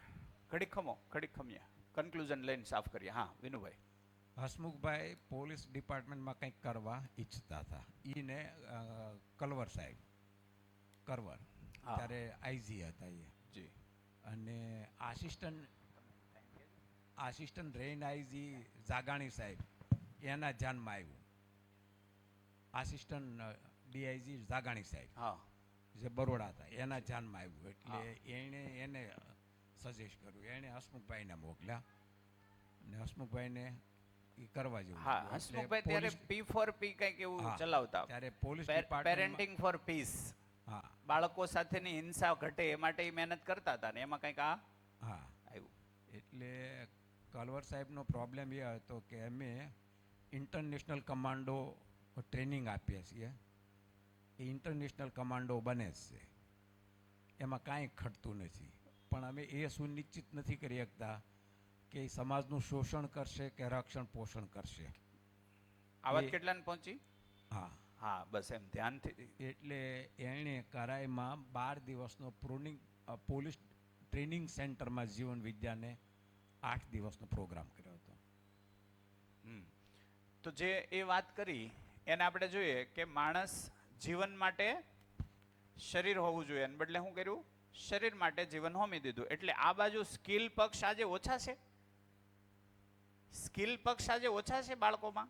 નહીં. પણ જે વિનુભાઈ વાત કરીએ ગજબ છે. સ્કિલ છે, પણ એ સ્કિલનો એ સદુપયોગ કરશે કે દુરુપયોગ કરશે એની ગેરંટી કોની પાસે? અને આજ સુધી થયો હું દુરુપયોગ જ થયો. ડોક્ટરને કિડનીની સમજ શું કામ આપી હતી? કિડનીને હારી રાખવા કે કિડનીને બગાડવા? હારી રાખવા. કાઢી કેમ લેવા માંડ્યા? વાત પહોંચે છે ને? કારણ કે હેના માટે લગાવી દીધું? જીવનને શરીર માટે લગાવી દીધું. ઊંચી પ્રોપર્ટી કઈ? ઊંચી વાસ્તવિકતા કઈ? શ્રેષ્ઠ વાસ્તવિકતા કઈ? જીવન. એના માટે કોણ લાગવું જોઈએ? શરીર. એટલે અહીંયા સૂત્ર થયું કે જીવનને શરીર માટે લગાવી દેવું એ હ્રાસ છે, શરીરને જીવન માટે લગાવી દેવું એ વિકાસ છે. હે?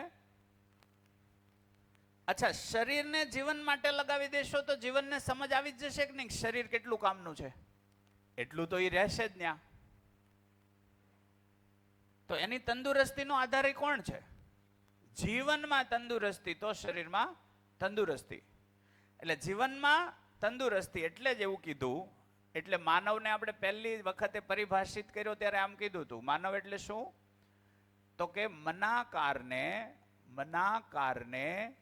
સાકાર કરવા વાળો એકમ. ઈ હું? આમાંથી કોઈ કહેશે ઈ હું? મનાકારને સાકાર કરવા વાળો એકમ. માઇક, આના આધારે સમજાવો તો. કોઈનું ધ્યાન જતું હોય તો. ઈચ્છા શક્તિ કે પછી કઈક કલ્પના શક્તિ એ જીવનમાં થાય છે. જીવનમાં થાય છે. ત્યાં એની કોઈક આકૃતિ બની કે કઈક એની કલ્પના થઈ, એને કઈ રીતે સાકાર કરવી એનો શરીરના ઉપયોગથી સાકાર કરી. વાત પકડાણી? તો ઈ કરે છે કોણ? જીવન. અને શેમાં ઉતારી દે? જડ પ્રકૃતિમાં. એમાં એવો જ આકાર. આ બિલ્ડિંગ છે શું છે? કોઈના મનમાં વિચાર આવ્યો, એને આકાર આપી દીધો.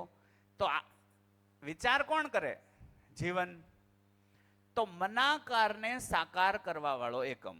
આ એક ભાગ થયો. સંતુલન જીવન એટલે શું? તો બીજો ભાગ. મન સ્વસ્થતાનો આશાવાદી.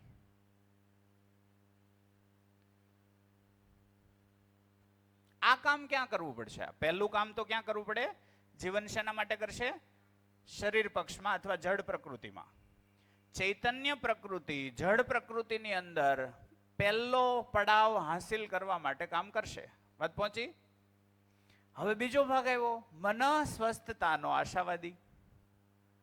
આજકાલ બધાની મનસ્થિતિ બેટર બનતી જાય છે કે ખરાબ થતી જાય છે? આશા શું છે બધાની? આ બેટર બને. તો જેમ આણે આના માટે કામ કર્યું છે, હવે આનો વારો છે કે આના માટે કામ કરે. છે કે નહીં? હા છે.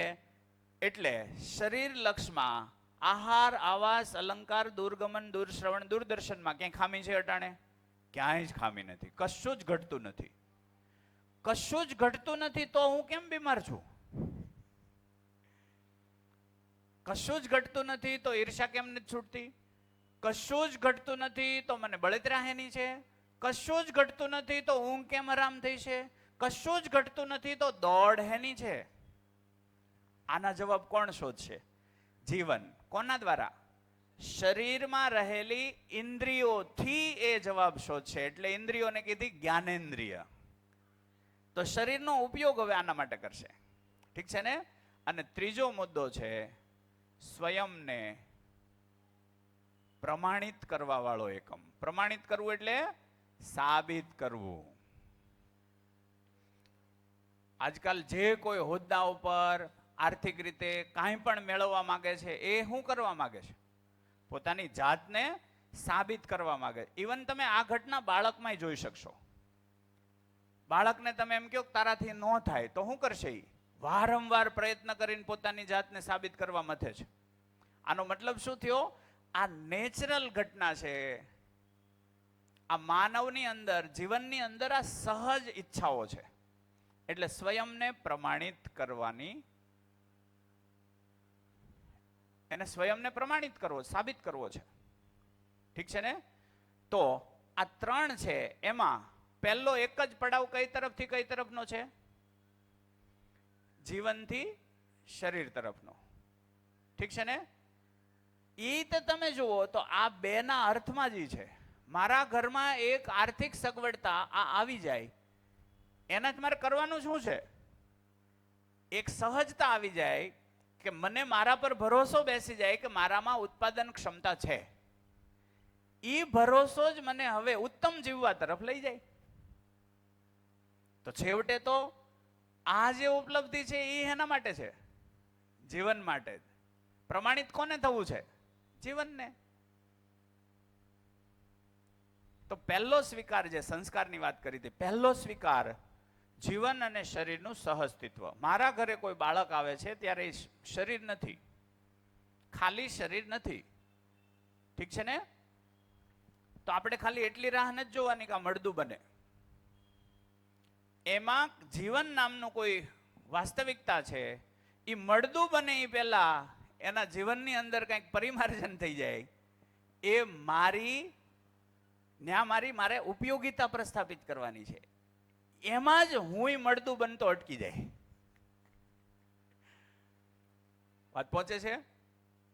આ શરીરનો ત્યાં સદુપયોગ થયો. નહીતર આપણે જેમ કહીએ કે 30-40 વર્ષે લગભગ બધા મળદું બની જાય છે. ઠીક છે ને? વધારે આગળ વાત છે અસ્તિત્વ દર્શન તરફની. ચાય પછી આપણે કરીએ. ધન્યવાદ. નમસ્કાર.